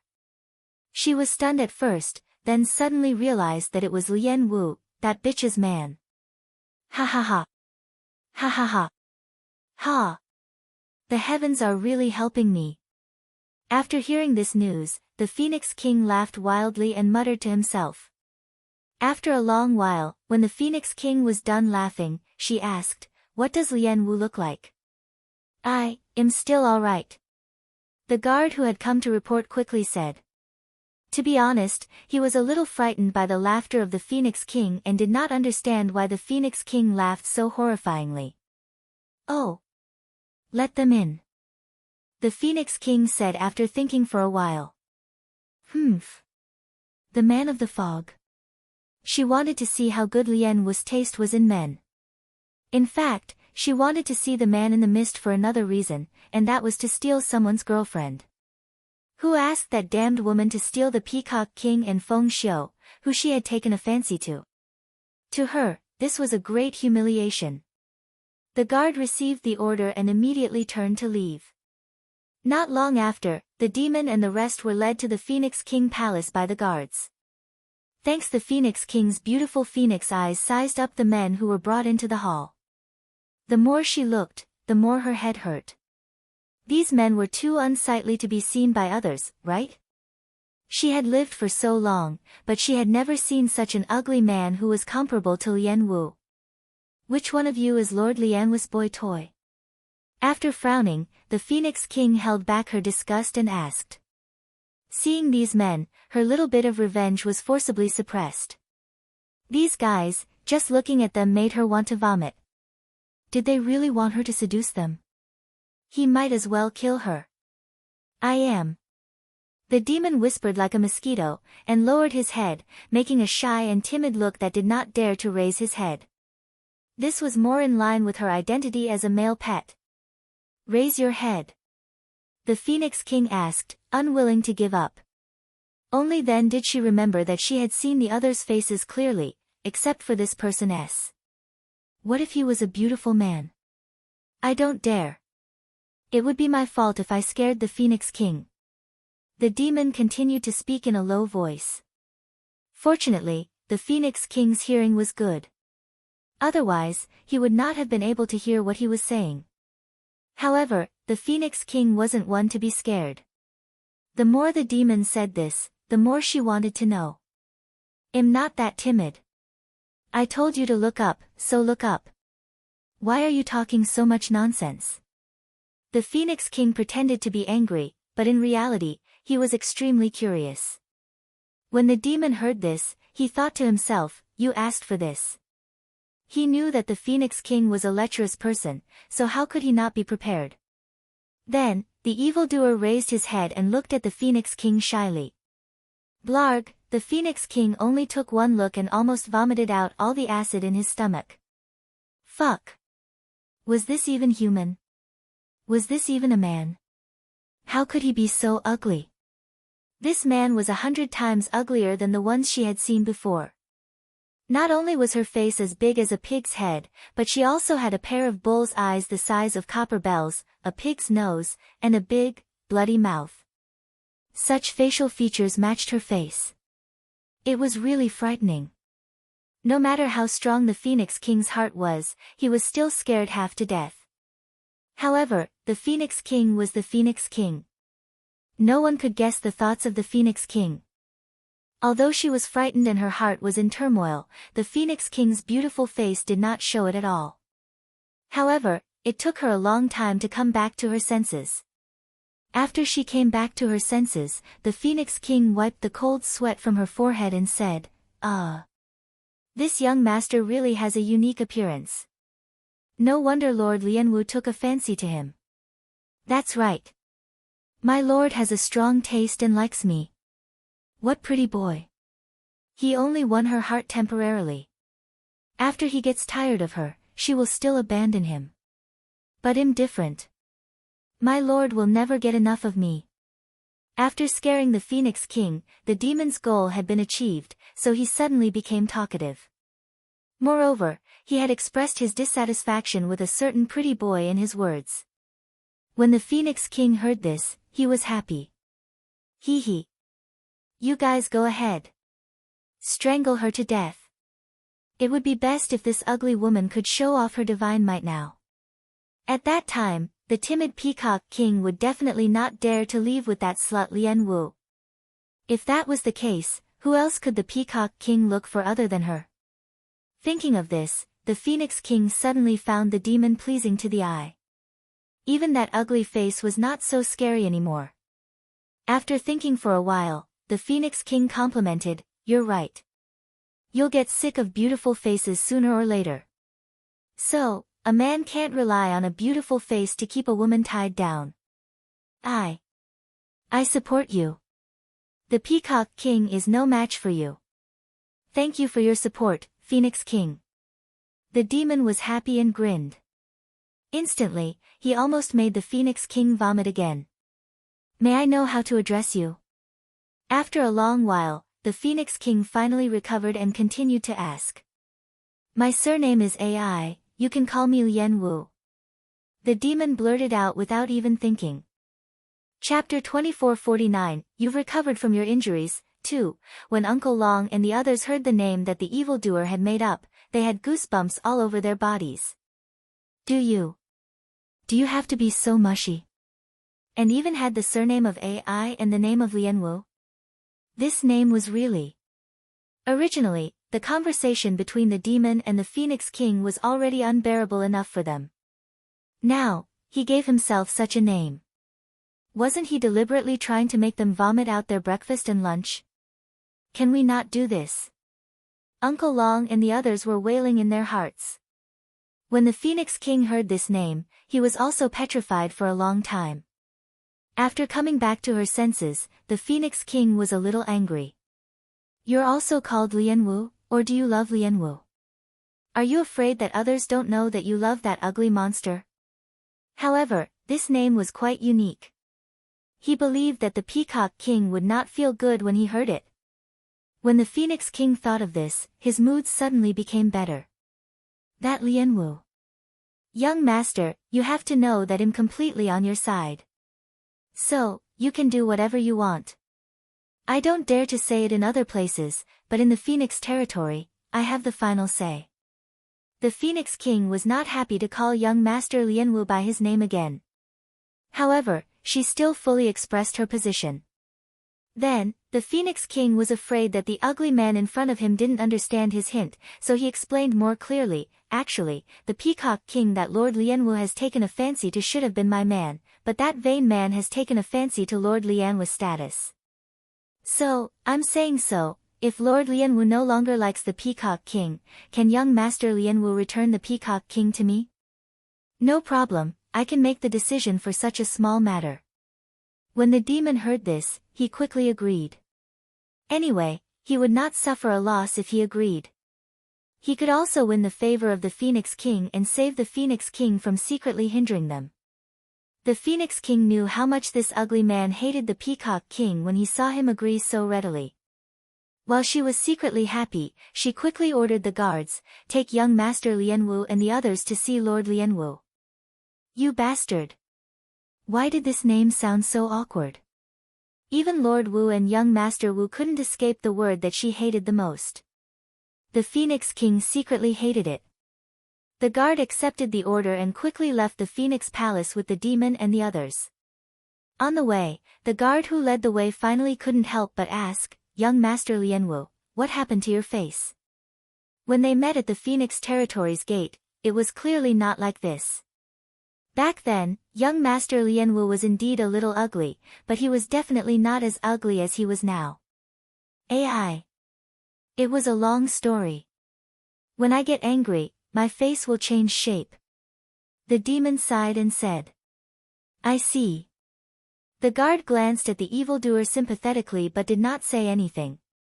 When they arrived at the entrance of Leng Ruox's guest house, they informed the guards at the door of the identities of evildoer and the rest. The guard who led the way then turned around and left. When the guards at the door heard that they were Lord Wu's male companions, they invited them in without thinking. The demon and the rest walked into the courtyard and saw Leng Ruoxue lying on a deck chair in the garden. The demon didn't even think about it and ran over with jealousy burning in his heart. Then, he pulled Leng Ruoxue, who had her eyes tightly shut, into his arms. The snow-white furball on Leng Ruox's body was immediately pushed to the ground in disgust. He then glared at the two beautiful men from the Phoenix clan who were serving her. The two beautiful men of the Phoenix clan felt extremely aggrieved when they were glared at by those sinister and cold eyes. Wu. They had clearly not done anything. Why did he have to receive such treatment? At this moment, Leng Ruoxue opened her beautiful eyes. When she saw the man who was hugging her, Leng Ruoxue was stunned for a long time.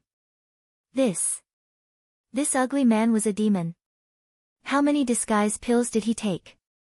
Leng Ruoxue shuddered, but a faint smile appeared on her face. She said gently, You're here. They're here. The evildoer said unhappily. Then, he snorted coldly and deliberately avoided looking at Leng Ruoxue. However, the arm that was holding her was still as tight as a rock. Thanks, ugh. Was he angry? Leng Ruoxue felt a little guilty. At this moment, she was still unaware that someone had already told the demon about her relationship with the Peacock King. She was afraid that the demon would be jealous, so she did not say a word. Hells, if you want to come, then come. Why did you throw me on the ground? A dissatisfied voice rang out. Leng Ruoxue didn't need to guess to know that it was Tsung's voice. Humph. You're really too useless. You actually let someone else take advantage of this. Evildoer was filled with dissatisfaction towards Tsung Yi. This guy, wasn't he quite capable when he was competing for his favor? Why did he let Shuer have a Peacock King by her side? The more the demon thought about it, the angrier he became, and his gaze towards Azure became sinister and unkind. However, Azure didn't seem to mind and grinned, You can't wrong me. I've always done my job. Is that so? The demon narrowed his eyes and his voice was as cold as ice. When Leng Ruoxue saw the situation and heard the demon's words, she understood everything. She wanted to explain, but when she saw the evil man's unfriendly expression, she felt more and more guilty. Sob. I didn't do anything. What was she feeling guilty about? Leng Ruoxue was very depressed because of this. Was she a henchman? Leng Ruox's heart sank. Uncle Long and the others had already seen through the situation. They secretly looked for a safe place to avoid being affected by someone's anger. This was clearly the rhythm of settling scores. They had to be on guard. At this moment, Leng Ruoxue and the rest heard the demon's roar, Who is the Peacock King? I am. Yes, the Peacock King replied softly when he heard someone calling him. Although he didn't know who this man was, he felt that this man was not kind no matter how he looked. At this time, he still didn't completely realize that the other party was here to find trouble with him. It was only when the demon grabbed the Peacock King by the collar and lifted him up that the Peacock King finally reacted. This guy was here to pick a fight with him. He didn't even see how she came to his side. My dear, save me. The Peacock King could clearly sense a certain man's anger. His heart trembled as he sought help from Leng Ruoxue. As they were in the Phoenix clan's territory, the Peacock King naturally addressed Leng Ruoxue as my dear. When the demon heard these 3 words, his anger rose even more. When Uncle Long and the others heard these 3 words, they also cried out in their hearts. It's over. It's finished. This time, he was really finished. Leng Ruoxue could not help but cover her face. This idiot. Didn't he feel any danger? He actually called her darling. Great, now she couldn't help even if she wanted to. Leng Ruoxue gave the Peacock King a good luck look and acted like an ostrich. Seeing this, Peacock King's face was covered in tears. Woo, no way. Master doesn't care about me? The Peacock King was heartbroken. Was it being abandoned? There's no need to look at her, she can't even save herself. Seeing the man in his hands looking at Shuai, the demon laughed coldly. Chapter 2450, You've recovered from your injuries? 3. The Peacock King was dumbfounded. Even his master couldn't protect himself. Was this man so powerful? This time, he was even more afraid. However, the demon didn't scare the Peacock King for too long. His fist landed on the Peacock King's beautiful little face. In an instant, the Peacock King let out an ah sound as half of his face swelled up. How tragic! Uncle Long and the others also covered their faces. Following that, one punch after another landed on the Peacock King's face and body. His incomparably beautiful face was the one that received the most greetings. The Peacock King was beaten until he cried out in pain, but he could only be like a little chick, unable to fight back at all. The man was holding him too tightly, and he couldn't break free at all. He could only let the steel-like fist hit his body. The surrounding peacocks saw their king's miserable state, but no one dared to step forward. Woo, this man was too terrifying. The peacocks trembled in fear at this bloody and violent scene, while Azure watched with great interest. He knew that this evildoer wouldn't let go of this flamboyant Peacock King. It hadn't even said anything yet. That pretty boy would be beaten up. Tsang felt great in his heart. The other servants of the Phoenix clan had also seen this, and their faces had turned pale with fear. Their bodies were shaking like leaves in the autumn wind. They could finally leave this scary place and get away from this scary man. After an unknown period of time, the demon finally stopped. The pitiful Peacock King had already passed out. Useless fellow. The evildoer said with a look of disdain. Then, he turned his gaze to Leng Ruoxue. My dear, it's your turn. The evildoer's voice was cold as he emphasized the word darling. When Leng Ruoxue heard this, her heart trembled. In the next second, she fell into the evildoer's arms and the two of them disappeared. Damn it! My girl! Seeing the situation, Tsang was so angry that he roared. Ah! In the face of this situation, Uncle Long and the others felt that it was better not to participate. Then, they came to the Peacock King, who had been beaten up badly. Uncle Long gave the Peacock King a healing pill out of the consideration that they were all beasts. However, it was just the most ordinary kind. If he gave the Peacock King a good one, a certain man would probably attack again when he saw that the little guy's injuries had recovered. Soon, the Peacock King woke up. Feeling the bone-piercing pain in his body, the Peacock King's face was already covered in tears. Woo, was this considered an undeserved calamity? Why did she beat him up? He was still a little confused and didn't know why he was beaten up, but what made him even more heartbroken was that his master didn't help him. The Peacock King felt that he would never love again. After thoughtlessly thinking about it, Peacock King finally remembered his injuries. He took out a healing pill and was about to put it in his mouth, but was stopped by Uncle Long. I advise you not to eat it. Uncle Long said seriously. The Peacock King blinked his eyes and looked at the middle-aged man in front of him with a question mark. Why? If you recover after eating and someone sees you, you'll be beaten up again. This is from my experience. Trust me. Uncle Long said, as if he didn't believe that he would lose out. The Peacock King didn't dare to eat it after hearing that. However, he asked in a small voice, Who's that violent and terrifying man? Why did you beat me up? Uncle Long glanced at him sympathetically and concluded that this guy was not the type that Shuai liked. He was too stupid. Couldn't he tell? And he had to make people say it. It's Lord Lianwu's man. Uncle Long stared at the unlucky Peacock King for a long time before he replied in a low voice. Arg! No wonder. The Peacock King finally reacted. So that guy was Master's man. But why did Master's man beat him up? He didn't seem to have offended Master's man, right?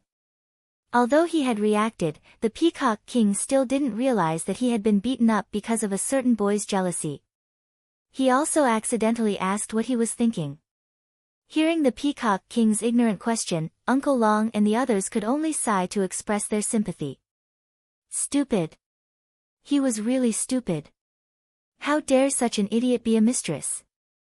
In the end, the Peacock King's pure and innocent expression made Uncle Long unable to bear it any longer, and he kindly revealed the truth to him. The one just now was Lord Lianwu's legal wife, and you are Lord Lianwu's new favorite. What do you think is your relationship? You snatched Lord Lianwu, so why wouldn't the main character beat you up? Uncle Long's words were very subtle. If the Peacock King still didn't understand, then Uncle Long would have to express his helplessness. After hearing this, the Peacock King smoothed out this seemingly complicated relationship in his heart before coming to a sudden realization. He couldn't help but widen his eyes and explain with an aggrieved expression, Lord Lianwu and I, you don't need to say anything. We already know about the matter between you and Lord Lianwu. Uncle Long quickly interrupted, afraid that the Peacock King would say something wrong. Thanks, however, when the Peacock King heard this, he roared in his heart. You guys don't know. You don't know anything at all. Master and I are not what you think. The Peacock King felt wronged. However, he also knew the severity of the situation. He knew that the Phoenix King had many eyes and ears here, so he naturally did not dare to tell the truth. But it was precisely because of this that he felt more and more aggrieved. How could he not feel aggrieved? The relationship between him and his master was obviously a show for the Phoenix King to see, but he had actually been beaten up. Moreover, from the words of this middle-aged man, it seemed that he would not only be beaten up once. Sob. This time, he really felt that he would never love again. He was not joking. Looking at the Peacock King's beautiful face, Uncle Long touched his head with sympathy and said, My condolences. You'll be fine once you get used to it. These words made the Peacock King's heart tremble with fear. In the next second, the Peacock King burst into tears. Beating habit? Who would get used to being beaten up? The more the Peacock King thought about it, the sadder he became. When he cried, it was even more earth-shattering. And everything that happened in the guest courtyard was reported to the Phoenix King by the spies. When the Phoenix King heard the news, he was in a great mood. Although the Peacock King's beating made the amorous Phoenix King's heart ache a little, she felt that when the Peacock King saw the ugly man's violent actions a few more times and couldn't stand being beaten up, would he still be afraid that the timid Peacock King would not throw himself into her arms? Thinking of this possibility, the Phoenix King laughed madly again, and his laughter spread far and wide. 3 days had passed. Leng Ruoxue and the demon were nowhere to be seen. Although the Peacock King was curious about where they were, he didn't dare to ask. He didn't want to be violently treated by the little kitten. For the past 3 days, although they were no longer threatened by the violent man, the pressure that the snow-white kitten gave them was not small either. Because the kitten seemed to have reached menopause, with a gloomy face all day long and a frosty air exuding from its body. This also made it so that no one dared to stay around Blue for more than a minute. Uncle Long and the others kept their distance from it to avoid its anger. Sung listlessly laid on the deck chair. Suddenly, his small white ears moved and he suddenly raised his head. The next second, he quickly teleported away.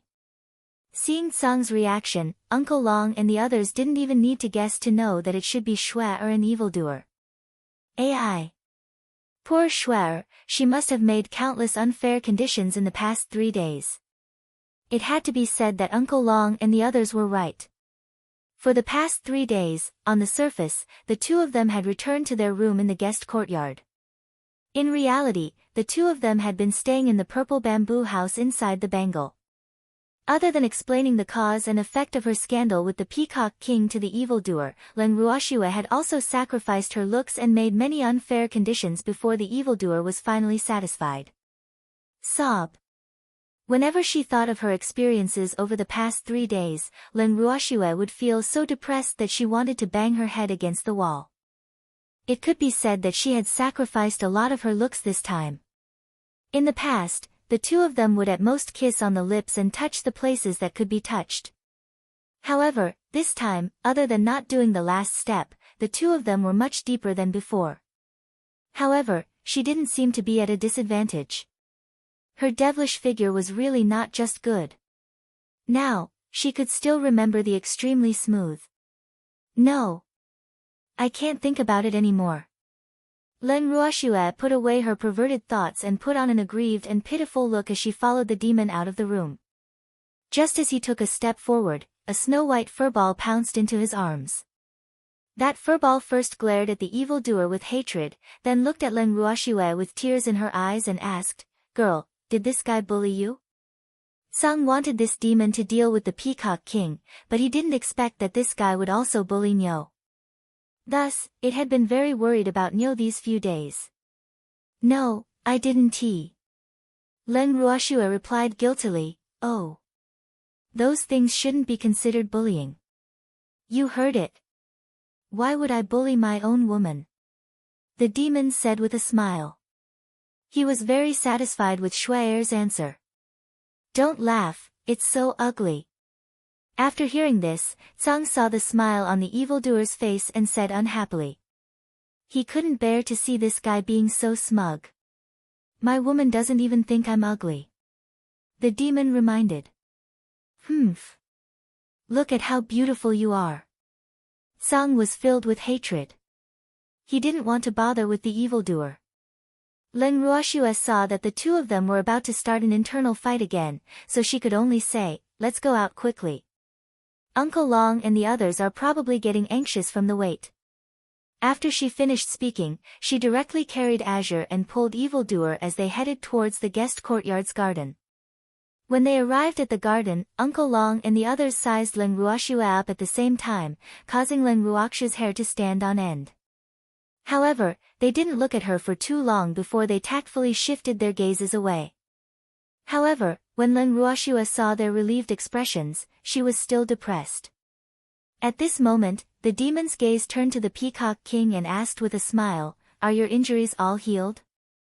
Chapter 2451, I Can't Afford It Anymore. 1. Hearing this, the Peacock King trembled in fear and immediately hid behind Uncle Long to seek protection. His little face instantly turned as white as snow, and his legs trembled. Without realizing it, he had leaned his body on Uncle Long. Uncle Long didn't push the Peacock King away immediately when he saw the Peacock King sticking to him like an octopus. However, their current position was really not good. This useless Peacock King. Uncle Long cursed in his heart and couldn't help covering his face. However, he was quite sympathetic to this guy. He could have provoked anyone, but he had to provoke the terrifying demon. AI. The rhythm of seeking death. After sighing, Uncle Long revealed a helpless expression. He should have hit him when he was down. Or should he send charcoal in the snow? However, Uncle Long didn't think for long before he heard the demon ask with a faint smile, "Peacock King, I'm asking you a question. Are you going to refuse to answer?"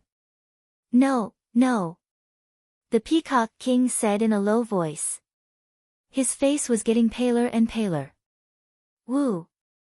Could you not scare him like this?" He knew that he was no match for this man. He could not afford to offend this guy. However, why did the other party want to bully him?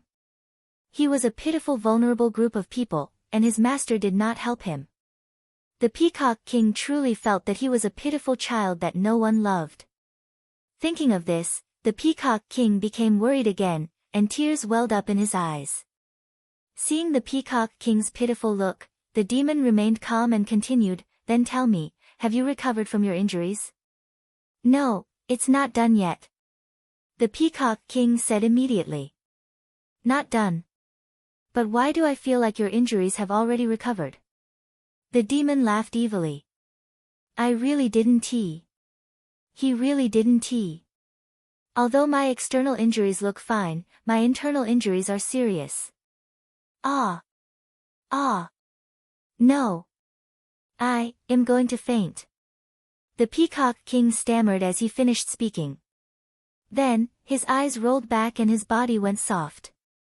He fell unconscious on Uncle Long's body.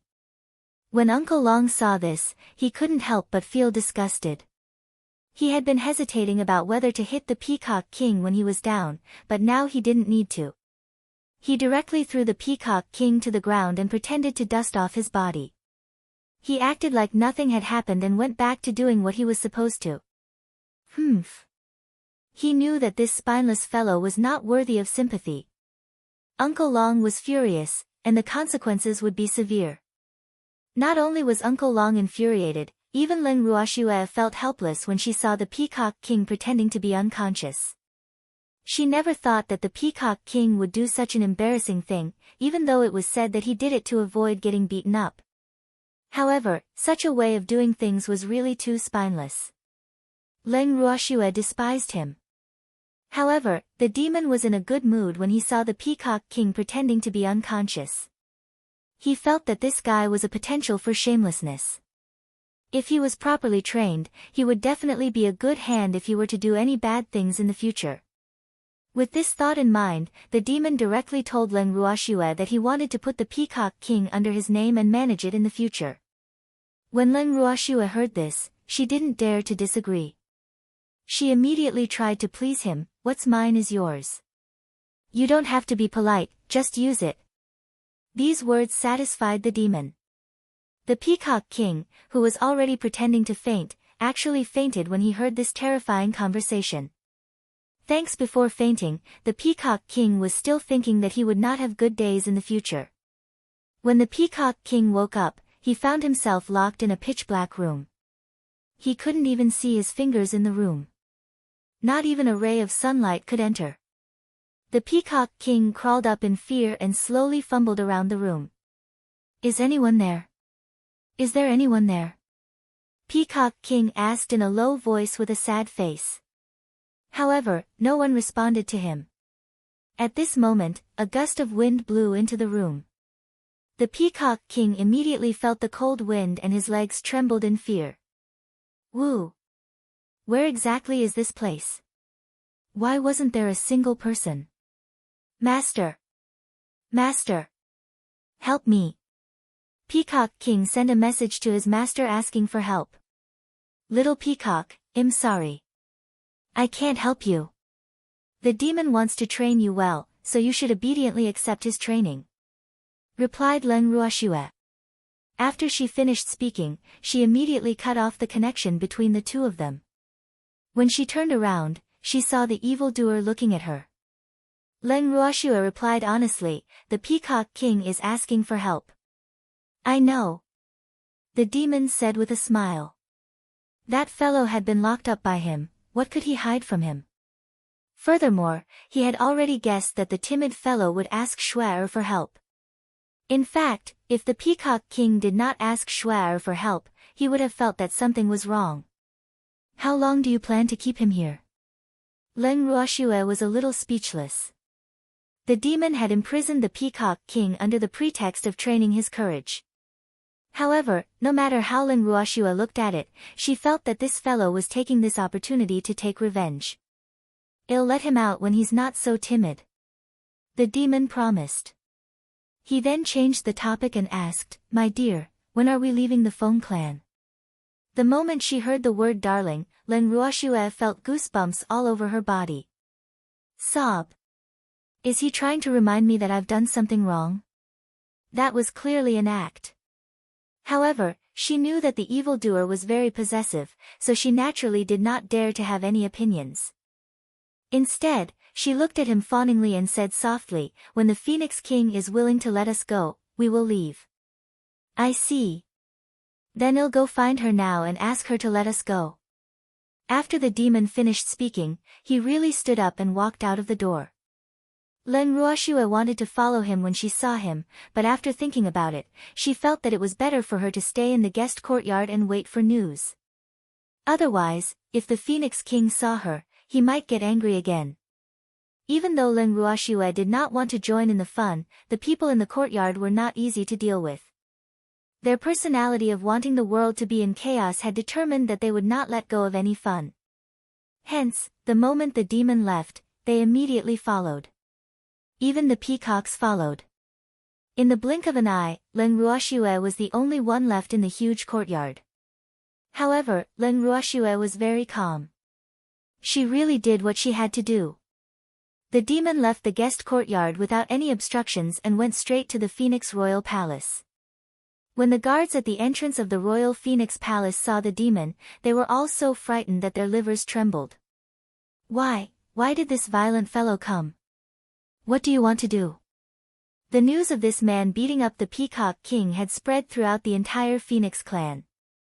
Although they didn't think that this man would beat them up for no reason, they still had to be careful. Glancing at the guards who turned pale after seeing him, the demon laughed in his heart. It seemed that his bad reputation had spread these few days. However, this was good, so that no one would dare to have any ideas about Shuai. The demon at this moment still treated Len Ruoxue as a country-toppling beauty. She had never thought that after Len Ruoxue had changed her appearance, how many men would be interested in her. However, no matter what, Shuai was the most beautiful in his heart. Chapter 2452, I Can't Afford It, 2. After a few light coughs, the demon forced out an ugly smile and said, "I want to see the Phoenix King, please pass the message." "Please wait." When the guard heard that she was not here to cause him trouble, he immediately ran away. A few minutes later, the demon was invited into the Phoenix King Palace. The Phoenix King, who was sitting on the throne, didn't know why this ugly man had come to find her. However, in order to win him over, the Phoenix King still revealed a beautiful smile and said in a tender voice, "Is there anything important for young Master Lianwu to look for me?" "There's nothing important. I just want to ask when we can leave this place. God Lord Rime is still waiting to marry Feng Xiu. If we let her wait anxiously and come to our door personally, the consequences will be beyond our expectations. Besides, there are so many of us, and the amount of food we eat every day is not small.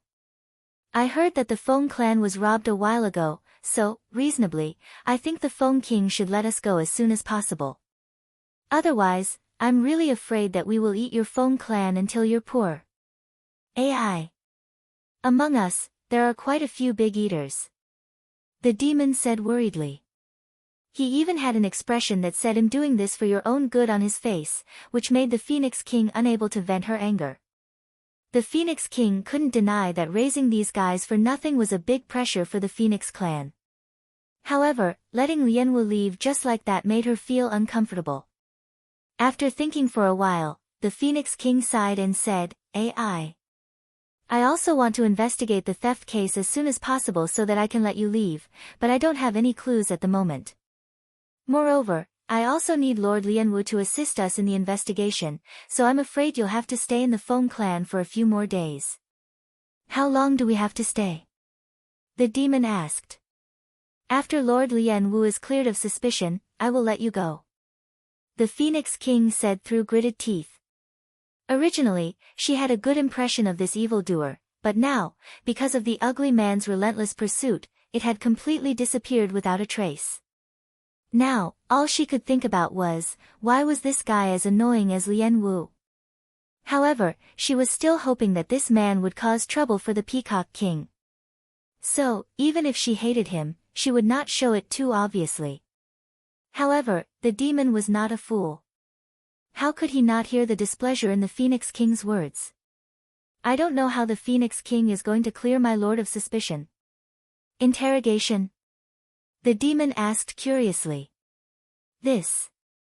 I can't disclose it," the Phoenix King said with hatred. How could she not want to? However, as long as she thought of that ugly woman's identity, she had to be careful. Otherwise, if that bitch, Wu Xian, really blamed her, then the one who would be slapped in the face would be her. More importantly, she knew very well that if they were to really interrogate him, Lien Wu would not cooperate. And she didn't think of a good excuse.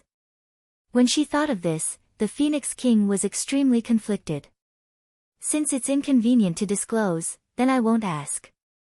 However, I hope that the Phoenix clan can be more efficient. My lord and I are in a hurry to return to attend God Lord Fog Ripple's wedding. I hope the Phoenix King can understand our urgency. The demon laughed. Understand, my ass. These words infuriated the Phoenix King. However, she had to smile and reply, don't worry, I'll hurry the people below. Then I'm relieved. Goodbye. After saying that, the demon stood up and left. As soon as he opened the door of the hall, he saw Uncle Long and the others blocking the door. They were all here to eavesdrop. Thanks, however, he didn't mind. Let's go back. The demon said as he glanced at Uncle Long. Uncle Long and the others nodded. Seeing the demon's serious expression, they all thought that he was in a bad mood, so they obediently followed him back to the guest courtyard. At this moment, Leng Ruoxue, who was lying on the deck chair and basking in the sun, did not ask anything when she saw that everyone had returned so quickly. She only instructed the Phoenix clan's attendant beside her, let's go get some more food. We're all hungry. Yes. The Feng attendant was helpless. These people had already eaten a lot today. Why were they hungry again? He couldn't understand how these guys could eat so much. At the rate they were eating, it wouldn't be long before the entire Feng clan became poor. Normally, the members of the Phoenix clan rarely ate. After all, as cultivators, they would never feel hungry. They ate more to satisfy their appetite. However, these guys kept saying that they were hungry. This made the attendant a little uncomfortable. However, a few days ago, after seeing the violent man's violent behavior, and with Lien Wu Daren's status, he didn't dare to refuse. Very quickly, the Phoenix clan's attendant brought food over. However, the amount of food was not as much as Leng Ruoxue had expected. Glancing at the food, Leng Ruoxue pulled a long face and said unhappily, "Are you guys feeding the birds? We're humans, we have big appetites, how can this little bit of food be enough?" That. The butler only gave this much. He said that it was a limited amount and that we can't take too much at a time to avoid wasting it. The Feng clan attendant observed Leng Ruoxue's reaction as he spoke carefully. Afraid of wasting? Since when did the Feng clan know how to live so well? A few days ago, I even saw the Phoenix King eating and drinking in his own palace. Don't tell me this is discrimination. I'm telling you, I'm one of God Lord Fog Ripple's men. You must treat me like how the Phoenix King does. Leng Ruoxue deliberately picked a fight. That's right. Why can the Phoenix King eat and drink to his heart's content, but we can't even eat? Don't forget, we're the guests of the Phoenix King. Is this how the Phoenix clan treats their guests? When Uncle Long heard Leng Ruoxue's words, he went along with her and joined in the fun. Such a good opportunity to show off, of course, could not be missed by the peacocks who had been oppressed for a long time. After being freed, they were eager to see the world in chaos. They shouted in unison, "We want to eat. We want to eat our fill. You can't abuse us. Otherwise, if word gets out, who would dare to come to the Feng clan as a guest?" Hearing these words, the servant of the Feng clan broke out in a cold sweat and almost knelt down in front of them. How could these people be so boisterous? It was really too detestable. With a sad face and a choked voice, the servant took a few deep breaths to calm himself down, then said with a pitiful voice, "Wu, this has nothing to do with me. It's the butler's rule, I can't do anything about it. Forget it, we won't make things difficult for you, but you have to run a few more errands for us." Leng Ruoxue said with a smile, no longer putting on a straight face. But looking at the smile on her face, the attendant was very worried. Wu. If Lord Lianwu was angry, he would be unlucky. But if Lord Lianwu laughed, he felt that he would be even more unlucky. Moreover, could he ask what it meant to run a few more errands? However, before he could ask, Uncle Long answered his question. That's right, since you've limited the number, then you should make a few more trips. Oh. Just tell them that we've finished eating, and well, go get some more food. Chapter 2453, I Can't Afford It Anymore. 3. After Uncle Long finished speaking, he sent the servant away with a long face. After the Phoenix clan attendant left with a blank expression, Len Ruoxua quickly called everyone to eat and told them not to stand on ceremony. When the Phoenix clan attendant returned and placed down the food that he had brought back, he was sent to get more food again. Just like that, 1 time, 2 times, after countless times, the servant finally collapsed in exhaustion and began to wail, "Wu. Lord Lianwu, the steward won't give me food, don't make me go get it." "Oh, really? Then go and get some." When Len Ruoxua heard this, she didn't make things difficult for the poor fellow who kept running errands. Instead, she turned to the other Phoenix clan attendant and said, when the other Phoenix clan attendant heard this, he was so frightened that his face turned pale. Len Ruoxua saw this and asked in confusion, "I'm just asking you to get some food, not to go to the slaughterhouse. What are you afraid of?" After Len Ruoxua's brief lecture, the 2 Phoenix clan servants understood what she meant. However, in their hearts, what Len Ruoxua had asked them to do was even scarier than sending them to a slaughterhouse. Lady Lian Wu did not know the situation of the Phoenix clan, but these 2 servants who were responsible for serving her knew very well that in just a few days, more than half of the food that the Phoenix clan had stored for many years had already gone into their stomachs. If they continued to be eaten like this, the Phoenix kind would really run out of food and ammunition. But neither of them dared to say this, because the 2 of them knew that even if they said it, Lord Wu would still do it her own way, and wouldn't care if they had food. After a fierce struggle in his mind, the servant of the Phoenix clan who was about to be assigned to run errands made an expression as if he was about to go to the guillotine. He made up his mind and said, "Lord Lian Wu, knock me out. I can't get any food." When Len Ruoxua heard this, she blinked her beautiful eyes in confusion and said, "I just asked you to get some food, do you need to look like you're going to die? Lord Lianwu, the steward won't give you any more food." The Feng clan attendant had no choice but to tell the truth. "Are you saying that he plans to starve us to death? Or was this the Phoenix King's intention? You can't find any evidence of our crimes, so you plan to trap us here and starve us to death? Damn it, the Phoenix King's idea is too vicious." Len Ruoxua's beautiful eyes were spitting fire as she spoke indignantly. Len Ruoxua's words made Yao Niancheng and the rest laugh in their hearts. However, the 2 cowardly Phoenix clan servants broke out in cold sweat once again. Lord Lian Wu's imagination is too rich. The 2 servants of the Phoenix clan wiped the cold sweat off their foreheads and sighed timidly.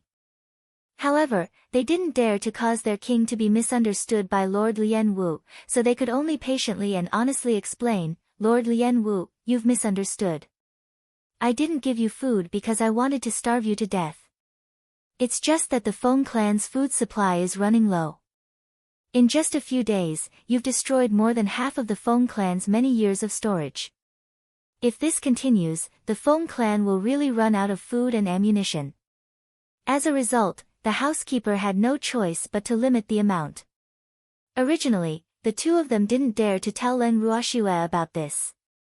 However, now that things had come to this, they knew that if they continued to hide it, Lord Lianwu might really think that the king wanted to starve them to death. Wouldn't that cause a huge misunderstanding? However, after hearing the truth, Len Ruoxua still could not understand. "We probably didn't eat much these past few days. Why did they have to eat the entire Feng clan until they ran out of food? Is it because your Phoenix kind stored too little food, so we ate only a little bit and ran out? You guys didn't just eat a little." The 2 Phoenix guards thought to themselves as they glanced at the peacocks. "He ate a lot of these peacocks. By the way, I've always wanted to ask you guys a question. What do you birds eat every day? Insects?" Leng Ruoxue saw that no one was paying attention to her, so she asked curiously. The two servants of the Phoenix clan were silent. Could they say that they were not birds? He's really eating bugs. We'll have to help you destroy the food of these humans, otherwise, they won't be fresh after being stored for a long time. When they tacitly agreed, Leng Ruoxue continued to speak to herself, not even looking at the two attendants' darkened expressions. After a long while, the silent servant then helplessly corrected him, Lord Lianwu, we are not birds. They said they're not birds. Leng Ruoxue turned to ask the evildoer, her face still filled with confusion. A bird. However, if they don't want to be a bird anymore, I can help them. The demon said with a cold smile. Hearing this, the two poor phoenix servants began to tremble again. Thanks, Wu. We're birds. The two of them were forced by the demon's abuse of power and admitted it without any backbone.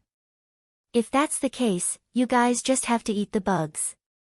Leave the human food to us.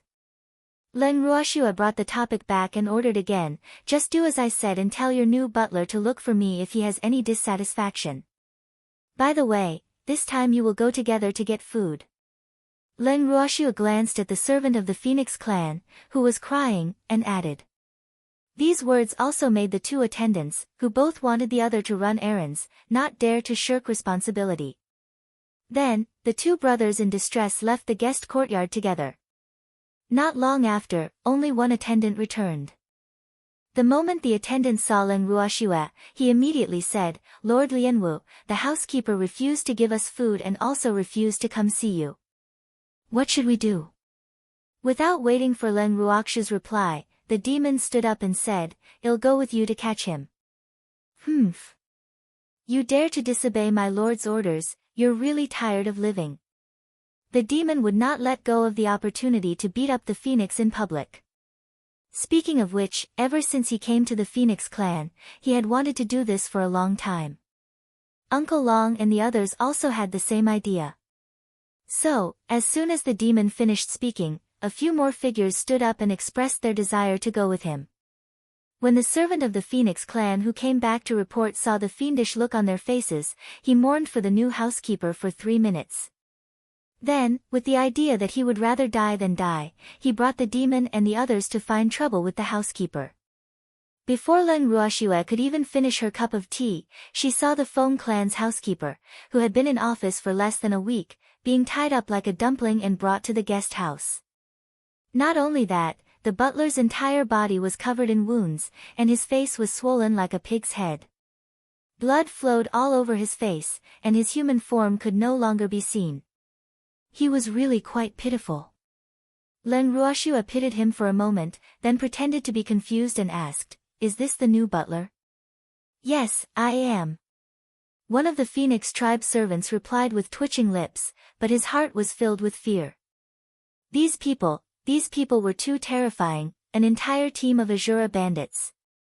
The housekeeper had been beaten half to death by them, and the food in the storage room had been robbed by them. Now, the Feng clan really had no more food left. If Lady Wu wanted to eat in the future, he really didn't know where to get her food. Moreover, with his short understanding of Lord Lianwu these few days, Lord Lianwu would definitely ask him for food again. At this moment, he really wanted to beg the Phoenix King to let Lord Lianwu leave. I really can't afford it. However, even if he had this thought in his heart, he didn't have the guts to say it out loud. Your spine is this swollen? I heard that the Phoenix clan produces beautiful men. Leng Ruoxue asked with a pure and innocent look. You want to see a beautiful man? Then I can only beat up all the beautiful men of the Phoenix clan until they become like this. At this moment, the demon coldly said. Ah. I don't want to see it, I'm just curious. Hearing the hostility in the evildoer's tone, Leng Ruoxue immediately coaxed him. However, the evildoer only gave her a humph and ignored her. This was the sign of him getting angry again. Leng Ruoxue's face was covered in tears. Sob. Looks like I'll have to coax her again. Leng Ruoxue felt helpless. However, at this moment, she felt that it was more important to educate the Feng clan's new housekeeper. Leng Ruoxue stood up and walked to the front of the butler. She stretched out her hand and waved it in front of his eyes. When she saw his reaction, she immediately said in a serious tone, "Look at you, you got beaten up so badly for some food, sigh. I feel bad for you." Woo woo. The new butler opened his eyes that were as swollen as steamed buns and looked at Leng Ruoxue in fear. He could not even complete a sentence and could only continue to wail. "You said you regret it?" "Yes, that's right. Whether you are a human or a bird, the most important thing is to know your own limits, don't you think?" Leng Ruoxue made a wild guess. Without waiting for a reply from the housekeeper, she continued, "Little bird, since this is your first offense and you've just been promoted, I won't punish you this time. Remember, don't do it again. In the future, I'll ask these two servants to find you for food. Remember to be quick, otherwise, the next time you meet, your end will be 100 times worse than today." Leng Ruoxue's threats scared the new butler so much that he didn't know how to react other than nodding his head vigorously. He was afraid that if he agreed too slowly, he would be treated violently again. Sob. He was really scared of being beaten up. Seeing that the butler had agreed, Leng Ruoxue did not make things difficult for him. She immediately untied him and let him go. The moment he was untied, a certain butler immediately ran away without a trace, as if he was being chased by an evil ghost. Looking at his speed, Uncle Long was deeply regretful. The beating was too light. He should be unable to run. A certain housekeeper who had been beaten up miserably, after obtaining his freedom, did not care about healing his injuries at all.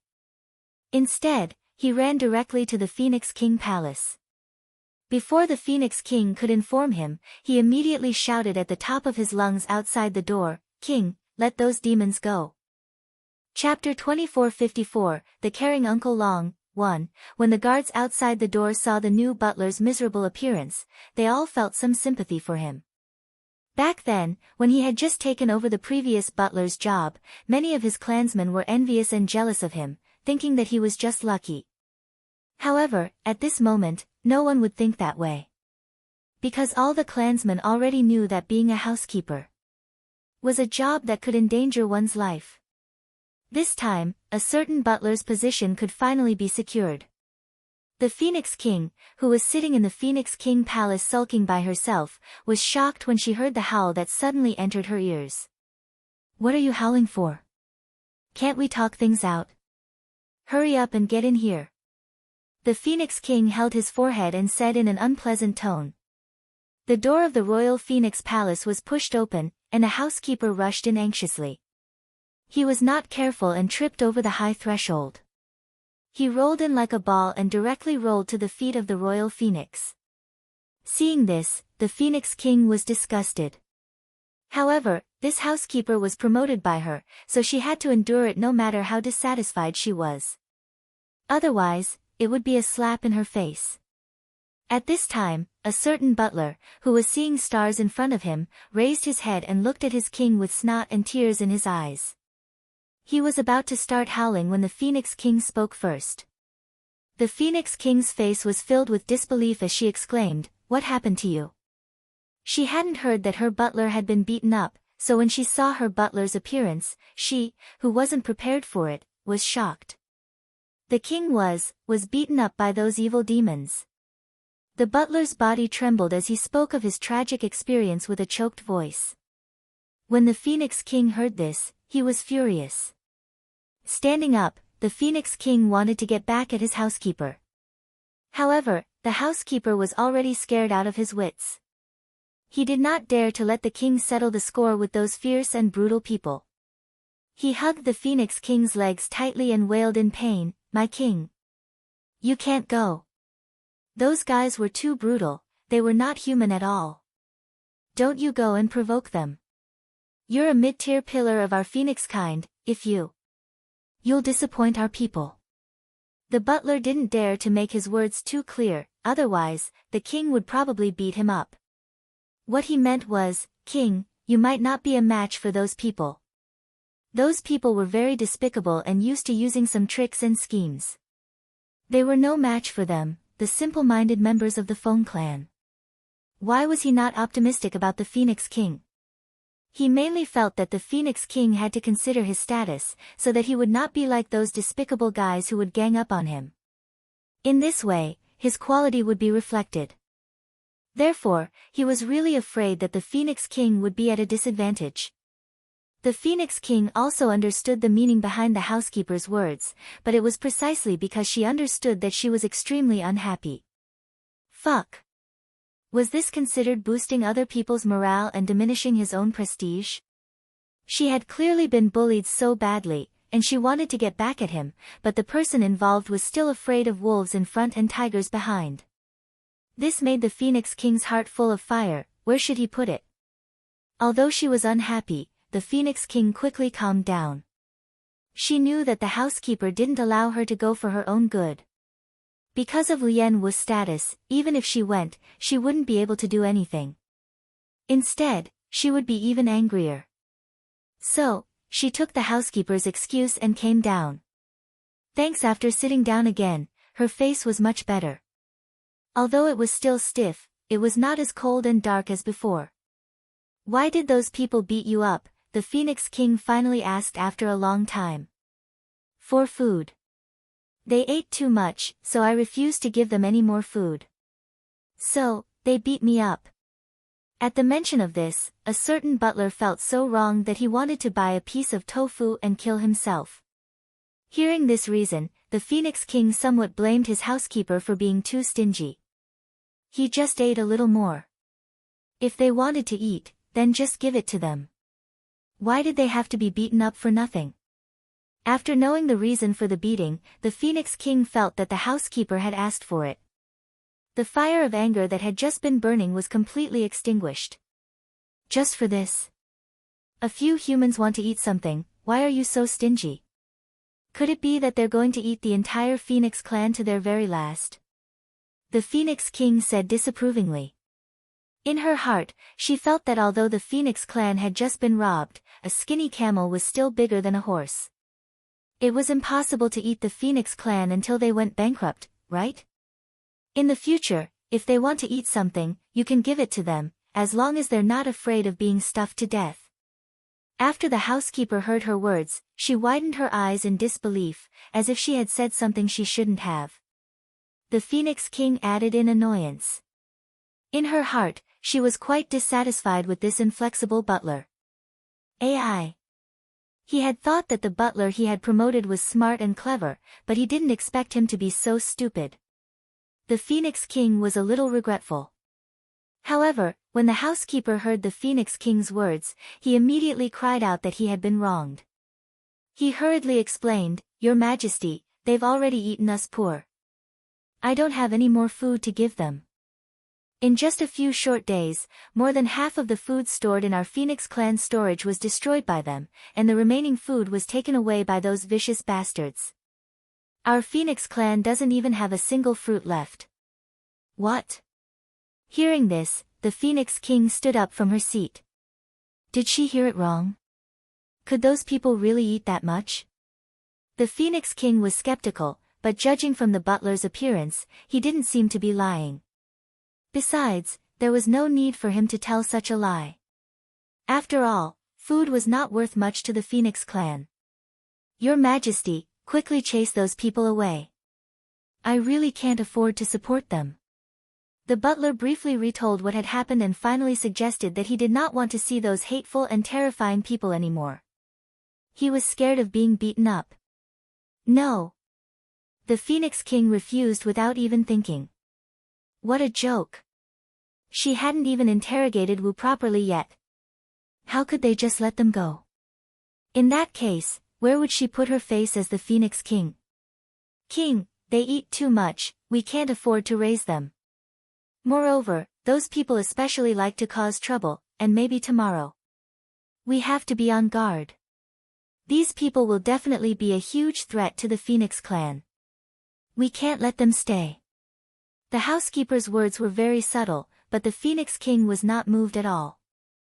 Although she knew that Lien Wu and the others would not obediently stay in the guest courtyard, she could not convince herself to let them go just like that. You go and do your job as usual. If they have any requests, report to me immediately. The Phoenix King ordered after thinking for a while. Yes.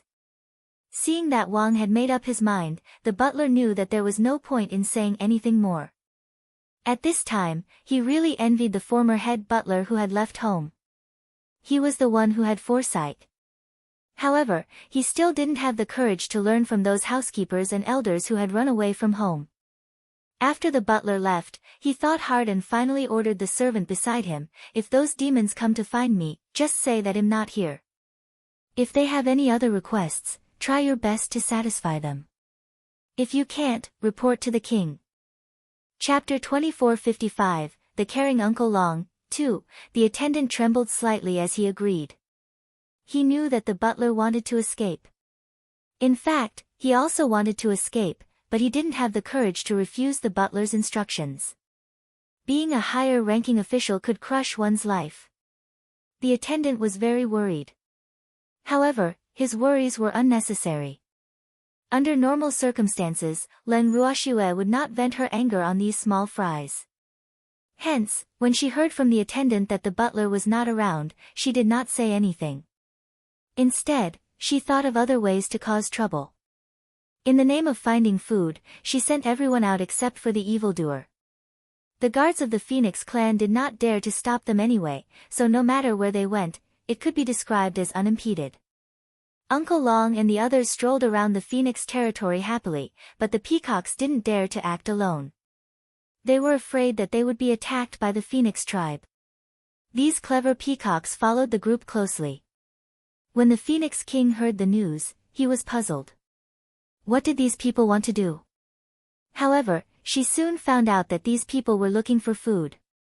In order to find something to eat, Uncle Long and the others had openly visited every corner of the Phoenix territory and collected all the edible food in the Phoenix territory. In the past few days, they had gained a lot. Looking at the table full of prey, Leng Ruoxue praised Uncle Long and the others. The two Phoenix clan servants who were listening by the side were speechless and didn't know what to say. AI. Now, not only was the Phoenix territory barren, but even some low-level small beasts had become the food of these guys. They were too cruel. Although the two attendants thought so, they did not dare to say it out loud. Otherwise, if these people were to become angry and eat them as food, wouldn't it be a tragedy for them? Their only hope now was that these people could leave quickly. Unfortunately, while their wishes were beautiful, reality was cruel. Without the Phoenix King's order to leave, Leng Ruoxue and the rest did not dare to leave on their own. This was also a phrase that Leng Ruoxue often said. Every time the two attendants heard Leng Ruoxue say this, they could not help but twitch their lips. It didn't matter if the food was gone. There was still wine. The wine that Leng Ruoxue had taken out to exchange with the Phoenix clan was also found by the sharp-eared peacocks. Together with the bandit-like Uncle Long and the rest, they managed to snatch the wine away. The 100-flower wine of the Phoenix clan was not spared either, and it ended up in their stomachs. After eating and drinking well, Uncle Long had nothing else to do, so he began to practice with the peacocks in the yard. Of course, they wouldn't spar in their own courtyards. The location they chose to spar was the open space outside their residence. After destroying most of it, they continued to move. In the past half a month, Uncle Long and his people had moved to countless places, and the Phoenix-kind people didn't dare to say anything. In private, there were many Phoenixes who wanted to complain to the king. However, due to their low status, they could not see the king at all. In the long run, many of the Phoenixes had no choice but to leave home. In reality, the actions of Leng Ruoxue and the others were reported to the Phoenix King by spies.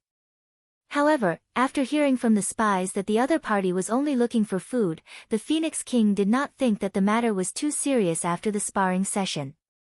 She even pretended to be deaf and closed her eyes.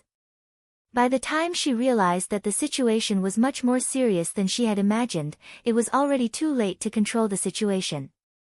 On a certain day, Thanks. The Phoenix King, who was sitting on the throne of the Phoenix King Palace, deep in thought, suddenly heard a loud noise, followed by a series of banging sounds. Then, she saw the door of her Phoenix King Palace break into pieces in front of her eyes. A huge object fell from the sky, penetrated the roof of the Phoenix King Palace, and fell down. The Phoenix King was stunned. After the huge creature fell, it quickly got up from the ground and patted the feathers on its body. It then glanced at the Phoenix King, smiled, and said in an embarrassed manner, "Phoenix King, I'm sorry to have disturbed your rest." Hee hee. A mistake. This is just a mistake. The one who spoke was a huge peacock. After saying this, it immediately fled the Phoenix King's territory before the Phoenix King could react. As they ran, the peacock who had been entrusted with such an important task thought to itself, "That was close. That was close." Fortunately, it ran away quickly. Otherwise, the Phoenix King would have skinned it. The Phoenix King only came back to her senses after the peacock had escaped. She looked at her door and then at the huge hole in the roof. Her face darkened. Fuck. She was sure that the peacock did it on purpose. Just as the Phoenix King was thinking about this, he heard a squeaking sound coming from somewhere. The Phoenix King was confused, not knowing where the sound came from. Immediately, the entire palace began to shake violently. When the Phoenix King saw this, her face turned pale with fright. She quickly teleported away from the throne and went outside the palace. When she stood still and turned her head back, she saw with her own eyes that her magnificent golden palace had collapsed with a bang. This scene instantly caused the Phoenix King's face to darken even more. The anger in her heart also shot up to the top of her head, and she could not control it at all. Damn it! It must be the work of those peacocks. The Phoenix King was so angry that he wanted to cut those peacocks into 1,000 pieces. At this moment, the guards of the Phoenix clan who had heard the noise and rushed over saw that the royal Phoenix Palace had collapsed. Their faces turned pale, and they were at a loss. I'm finished. This time, the king would definitely be angry. The guards thought with fear. In the end, some of the smarter guards rolled their eyes and pretended to faint. With the help of the guards all reacted and fainted one by one. Seeing this, the anger in the Phoenix King's heart grew a little more, but now was not the time to settle accounts with these guys. Humph. You're lucky. The Phoenix King thought to himself with hatred. Then, the Phoenix King disappeared. When she reappeared, she was already in the guest house where Leng Ruoxue was staying. At this moment, the guest courtyard was filled with laughter and cheers. The peacocks surrounded Leng Ruoxue, each of them recounting their achievements. Lianwu. What a good thing you've done. Seeing them like this, the Phoenix King's anger grew even more and he couldn't bear it anymore and shouted at the top of his voice. The Phoenix King's words contained a hint of pressure.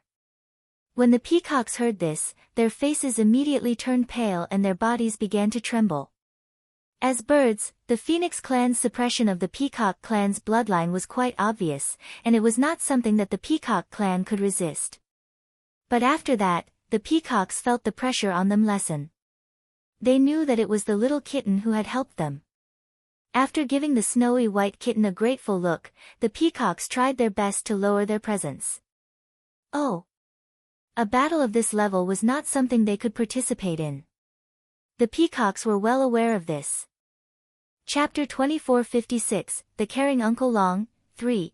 At this moment, Leng Ruoxue glanced at the furious Phoenix King and asked indifferently, "Phoenix King, what have I done? You let these peacocks smash my Phoenix Royal Palace." The Phoenix King gritted his teeth so hard that cracking sounds could be heard. He really wanted to go up and bite Lianwu a few times. This woman was really too hateful. There's such a thing. Leng Ruoxue blinked her clear and beautiful eyes innocently. She turned around and asked the peacocks, "Did you smash the Phoenix King's main hall?" "No, my lord. We've always been law-abiding. Why would we do such a thing?" A peacock acted as the representative and immediately said, After Leng Ruoxue heard this, she turned to the Phoenix Prince and said, "Phoenix King, you heard that? It wasn't my peacocks who did it, so don't accuse me. Otherwise, I'll complain to God Lord Fog Ripple. You still dare to quibble? I saw it with my own eyes, how could it be fake?" When the Phoenix King saw that the damned Lien Wu and those lowly peacocks dared to renege on their debt, her anger immediately turned into a sea of fire. However, in the face of the shameless Lien Wu, who was like a knife cutting through meat, no matter what she said, it would not hurt. She really did not know what to do. In the past, because of her identity, no one in the divine world, be it the beast clan or the human clan, dared to treat her like this. After she successfully usurped the throne, everything had been smooth for her and basically no one dared to disobey her. However, ever since she got to know Lien Wu, the Phoenix King helplessly discovered that her quiet and smooth life was gone forever. During this period of time, she had been living in depression and grievance every day.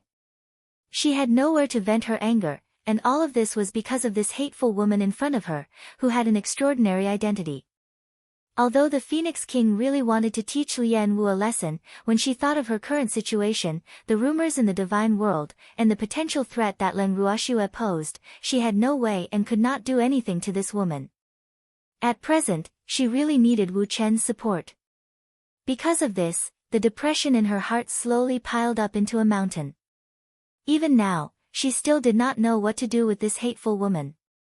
The elders who could give her ideas had all run away from home. Some of them were in closed-door cultivation and couldn't come out no matter how she called them. Thinking of all this, the Phoenix King was extremely conflicted. Leng Ruoxue could feel the Phoenix King's unpredictable thoughts, but she still smiled calmly.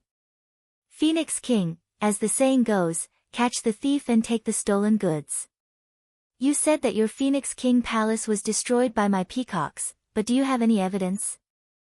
You can't possibly accuse me of stealing the Phoenix clan's treasure vault a while ago, and now you're accusing my peacocks of smashing your Phoenix royal palace.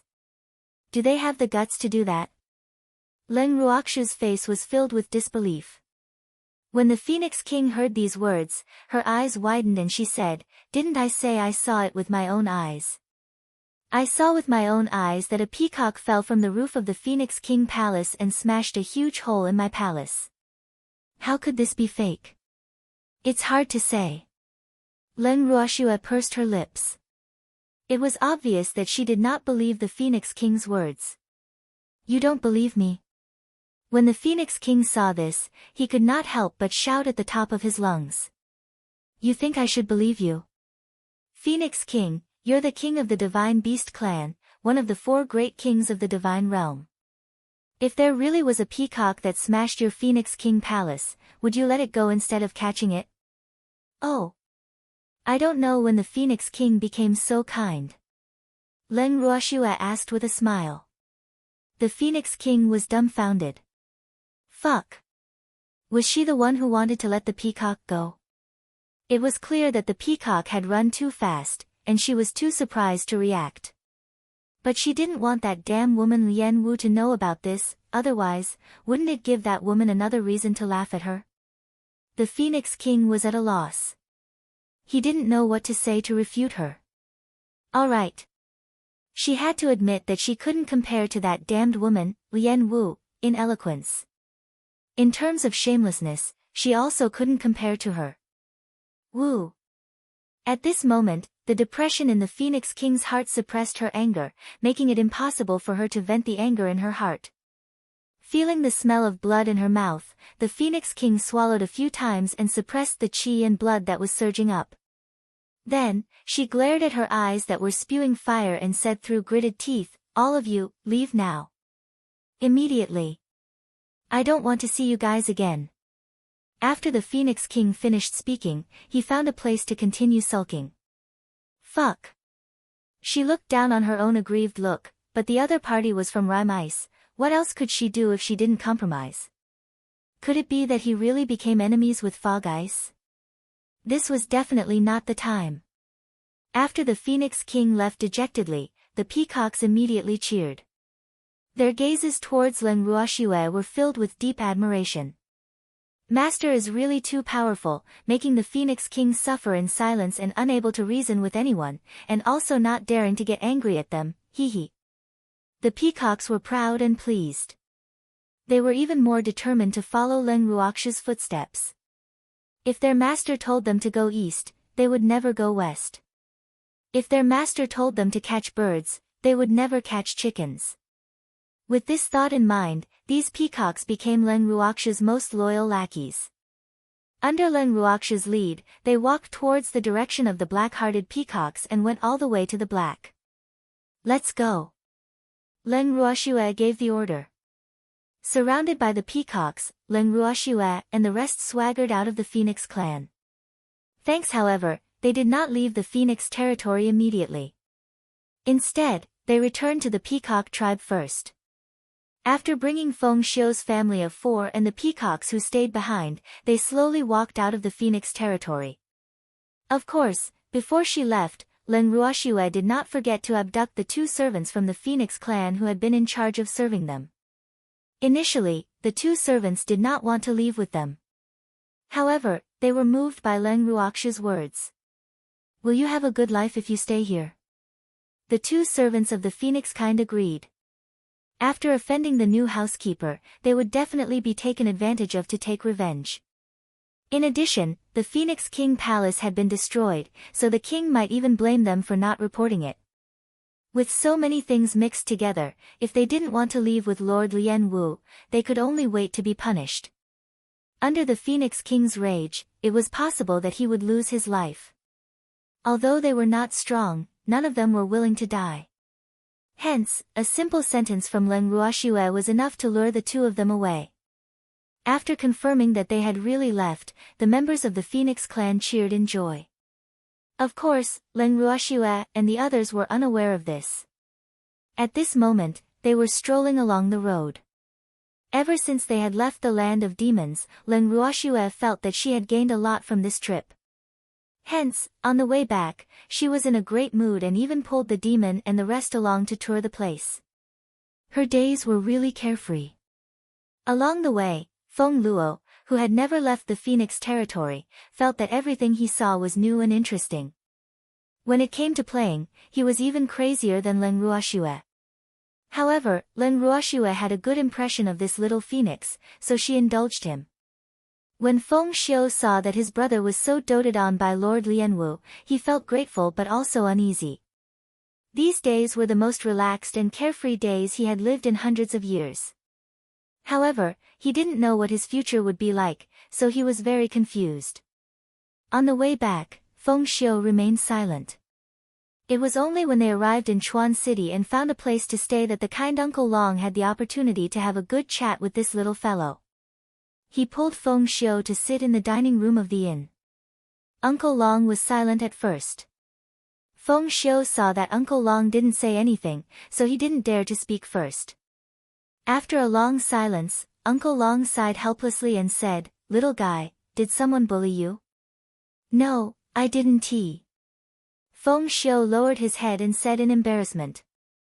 "Could it be that you can't bear to leave that old pervert, the Phoenix King?" Uncle Long guessed. Feng Xiu's face turned pale when he heard this. He quickly explained, "Uncle Long, you've misunderstood. How could I miss the Phoenix King? I don't want to have anything to do with her at all." "Then why do you look so depressed?" "Let me tell you. Little fellow, it's your fortune to be able to follow my family's girl, so don't think about anything else and just focus on following my family's girl," Uncle Long advised. I was chosen by God Lord Fog Ripple. I can't stay by Lord Lianwa's side." After hearing Uncle Long's words, Feng Xiu couldn't help but ask. If he could choose, he really wanted to only follow Lord Lianwu. He didn't want to use his body to please others. It was a huge insult to any man with a backbone. Previously, he had no choice but to feign civility with the Phoenix King for the sake of his family. However, when he thought about how he would still have to do the same in front of God Lord Fog Ripple in the future, his heart ached from the grievance. That was not the life he wanted, even if the other party was God Lord Fog Ripple. Hee. That's right. In the future, with God Lord Fog Ripple as your backer, your good days won't be far off. Uncle Long glanced at Feng Xiu and teased him on purpose. Uncle Long, I'll be honest with you. If I had a choice, I wouldn't want to become God Lord Fog Ripple's man. Feng Xiu hesitated for a moment and answered truthfully. Then I won tea. Uncle Long said with a smile. Feng Xiu couldn't help but widen his eyes when he heard this. He muttered to himself in disbelief, can I? Is this something I can choose? What if I say yes? Uncle Long said seriously. Uncle Long, I don't understand. Feng Xiu was confused by Uncle Long's words. Ha ha ha. Silly boy, do you really think we're from Rime Ice? Uncle Long said with a smile. He found it quite interesting to see Feng Xiu's expression change from confusion to shock. Chapter 2457, Cellmate with a Glass Heart, 1. Feng Xiu's eyes widened when he heard this. He looked at Uncle Long in shock and confusion. That. He didn't hear wrong, right? Did Uncle Long just say that they were not God Lord Fog Ripple's men? Uncle Long, Feng Xiu wasn't too sure.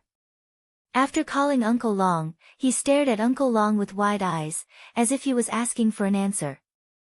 Uncle Long looked at Feng Xiu's shameless expression and smiled happily. He continued to lower his voice and said, we're not people from Rime Ice. Then who are you? After confirming it, Feng Xiu asked in shock. At this moment, if he still didn't know that he had been kidnapped, he would be too stupid. At this moment, he was very eager to know who had abducted him. What was the other party's goal? Would it cause harm to his family? Although he was full of questions, he guessed that the other party wanted him to recognize him as his master. As for his family, they would not be able to escape. AI.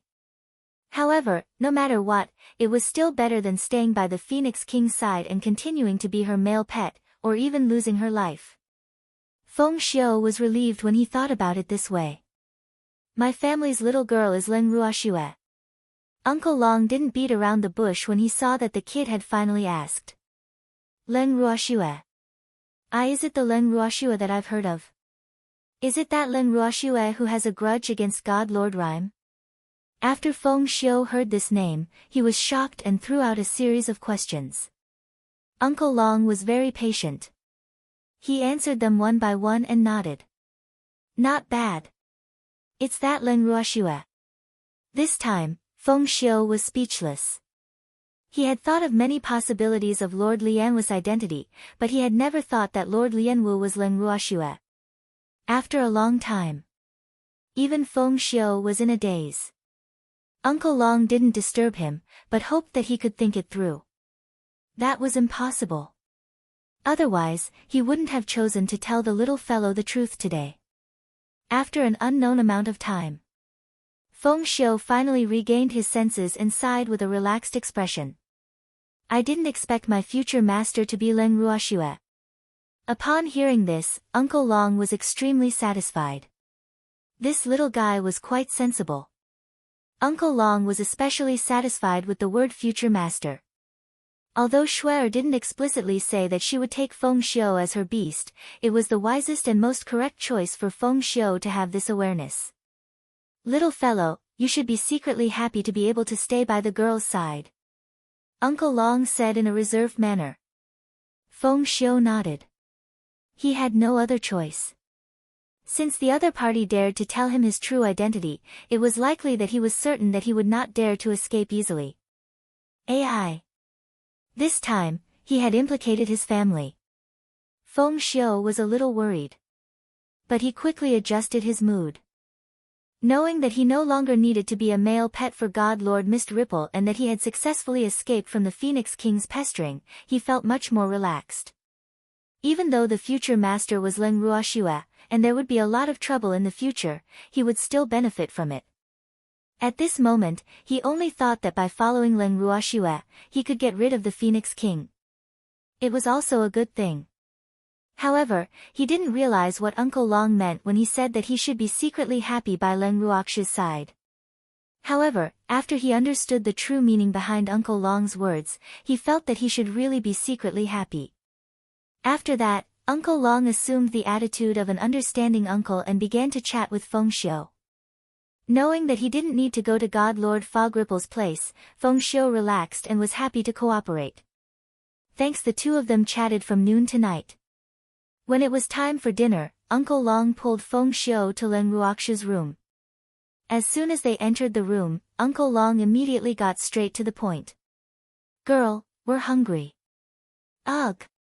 Feng Xiu was a little embarrassed. Well, could he say that he wasn't hungry? Glancing at the slightly blushing Feng Xiu, Len Ruoxu smiled and said, "Then let's go eat." With that, Len Ruoxu immediately moved Uncle Long and Feng Xiu into the bracelet. She knew that Uncle Long had already told Feng Xiu about her identity. In this case, she would naturally let Feng Xiu know her secret. Otherwise, how could she settle this little phoenix's heart? Just as Len Ruoxu had expected, Feng Xiu felt his vision go blurry. Then, he realized that he was no longer in his room. As he was new here, he was not used to it at first, but when he saw what was in front of him, he could not help but widen his eyes. Where was this place? Why were there so many beasts? He knew the peacock race, the eagle race, the condor race, and many others. Ugh! This was definitely not the phoenix territory.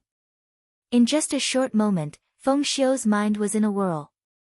The expression on his face changed from the initial shock and disbelief to extreme calmness. As for the other beasts, they were also surprised for a moment when they saw Feng Xiu. However, they regained their senses before Feng Xiu and went back to their own business. "Little guy, let's go and eat." Uncle Long pulled Feng Xiu's arm enthusiastically and came to the middle of the crowd of spirit beasts, looking for a place to sit down. The Eagle tribe leader first gave a piece of roasted meat to Uncle Long with a fawning expression, then handed another piece to Feng Xiu. After that, he tactfully did not disturb them anymore. Although Feng Xiu had calmed down, he was still full of questions. He held the roasted meat in his hand and was in no mood to eat it. He just stared at Uncle Long. Uncle Long felt very uncomfortable under Feng Xiu's fiery gaze. He pretended to be unhappy and growled, "Hurry up and eat." "Oh." Although Feng Xiu responded, he was still absent-minded. While gnawing on the roasted meat, his mind had long flown away. When Uncle Long finally finished eating and drinking, Feng Xiu couldn't help but ask, "Uncle Long, quickly tell me what this place is. How can there be such a beautiful place?" While Uncle Long was eating, Feng Xiu had already looked around the surrounding scenery. The more he looked, the more amazed he became. He couldn't help but want to know where this place was. However, he didn't dare to disturb Uncle Long while he was eating. "This is the little girl's space." Before Uncle Long could reply, a woman's voice rang out. When Feng Xiu heard this familiar voice, he immediately stood up and looked at the owner of the voice, the mother parasol tree, with a respectful expression. Old ancestor. He didn't expect that his future master would also bring the old ancestor here. However, the spiritual energy here was so dense that it was indeed very suitable for cultivation. "Feng Xiu, young man, welcome to become an official member of this place." The mother parasol tree smiled as she sized up Feng Xiu. "Thank you, forefather." After meeting the ancestor of the parasol tree, Feng Xiu was relieved. At least he knew that he was not alone by his future master's side. He had the parasol tree tribe to accompany him. With the help of the parasol trees, he would not have to worry about his future cultivation. Chapter 2458, Cellmate with a Glass Heart, 2, Feng Xiu, come with me. I'll take you to see your fellow clan members. The mother parasol tree said after nodding. Same race? Feng Xiu was surprised. Could it be that there were clansmen here? Who could it be? Although he was curious, he still followed the mother parasol tree closely. Feng Xiu was petrified when he found out about Feng Zhan and the others. He had never expected that his future master would have so many phoenixes by his side, and these phoenixes were the sinners of the Phoenix clan. Of course, they weren't really sinners. They were the subordinates and guards of the previous King Feng. Although Feng Xiu had heard about the past, he didn't know much. But now, he knew almost everything. Because when Feng Zhan and the other old phoenixes finally saw a little one of the Phoenix clan, they all pulled him aside and began to tell him about their past, so Feng Xiu couldn't help but know. The more he heard, the more shocked Feng Xiu became. At the same time, he was even more aware that if he were to board the pirate ship of his future master, he would definitely have to become enemies with God Lord Fog Ripple and the Phoenix King. However, as their future master, he was not a small character. He believed that with the help of so many beasties, and their side being the representative of justice, victory would definitely belong to them. After thinking it through, Feng Xiu suddenly became excited. Wasn't this the life he wanted? He never dreamed that such a hot-blooded and exciting thing would actually fall on his head. In the future, he would definitely not be bored, but it would also be very dangerous. With this thought, he made up his mind to cultivate properly. Otherwise, with his current strength, he would not be able to help his future master. The Phoenix clan was a proud clan, and he was not willing to be the one who dragged them down. At the thought of this, Feng Xiu said to the mother parasol tree, Feng Zhan, and the other old phoenixes, great ancestors, I've decided to enter closed-door cultivation from today onwards. Not bad. It's good for you to know that it's good to work hard. We'll help you. When Feng Zhan heard this, he was quite pleased, and the way he looked at Feng Xiu became gentler. Meanwhile, the mother parasol tree directly urged, since you have such an idea, then don't waste any more time. Go into seclusion now. Ancestor, I want to tell my family about this first so that they won't worry. Feng Xiu said after thinking for a while. You don't need to worry about this. I will explain it to them. The mother parasol tree said. With the mother parasol tree's words, Feng Xiu knew that there was nothing else for him to do. He agreed to immediately go into seclusion. After Feng Xiu went into seclusion, Feng Luo and Feng Xiu's parents were anxious when they saw that their son had gone missing. Later, Len Ruoxue moved them into the bracelet. When they saw the mother parasol tree, Feng Zhan, and the other phoenixes and knew their identities, they were petrified. Feng Luo was the first to snap out of his daze. After that, the little phoenix wrapped itself around the mother phoenix tree, Feng Zhan, and the other phoenixes with a curious look on its face, asking them to tell him what had happened. He was really curious about the past. With Phoenix's cooperation, Feng Zhan naturally began to explain everything in detail. Feng Luo listened with great interest and was soon brainwashed. Feng Tong is so shameless. It's a pity that many members of the Feng clan don't know that Feng Tong's throne was obtained by usurping the throne, otherwise, after Feng Luo found out about Feng Tong's actions, he directly called Feng Tong by her name. However, he was interrupted by Feng Zhan before he could finish his words. Thanks, even if the members of the Phoenix clan know what Feng Tong has done, I'm afraid they can't do anything about it. Feng Zhan sighed. AI. Feng Luo also sighed. He couldn't deny that what Feng Zhan's grandfather said was true. The current members of the Phoenix kind had been ruled by Feng Tong for many years. How could they still have the thought of rebelling? Little fellow, don't sigh. In the future, just follow Ruoxue. There will be a day when our Phoenix clan can hold our heads high and regain our former glory. Feng Zhan consoled her. Yes, Grandpa Feng Zhan, I'll work hard. From now on, little Feng Luo had a goal, and his aura became stronger. However, he still had the heart of a child and did not choose to go into closed-door cultivation like his brother. Instead, he remained outside and followed Len Ruoxue. His parents, on the other hand, knew that their abilities were low, so they chose to go into closed-door cultivation.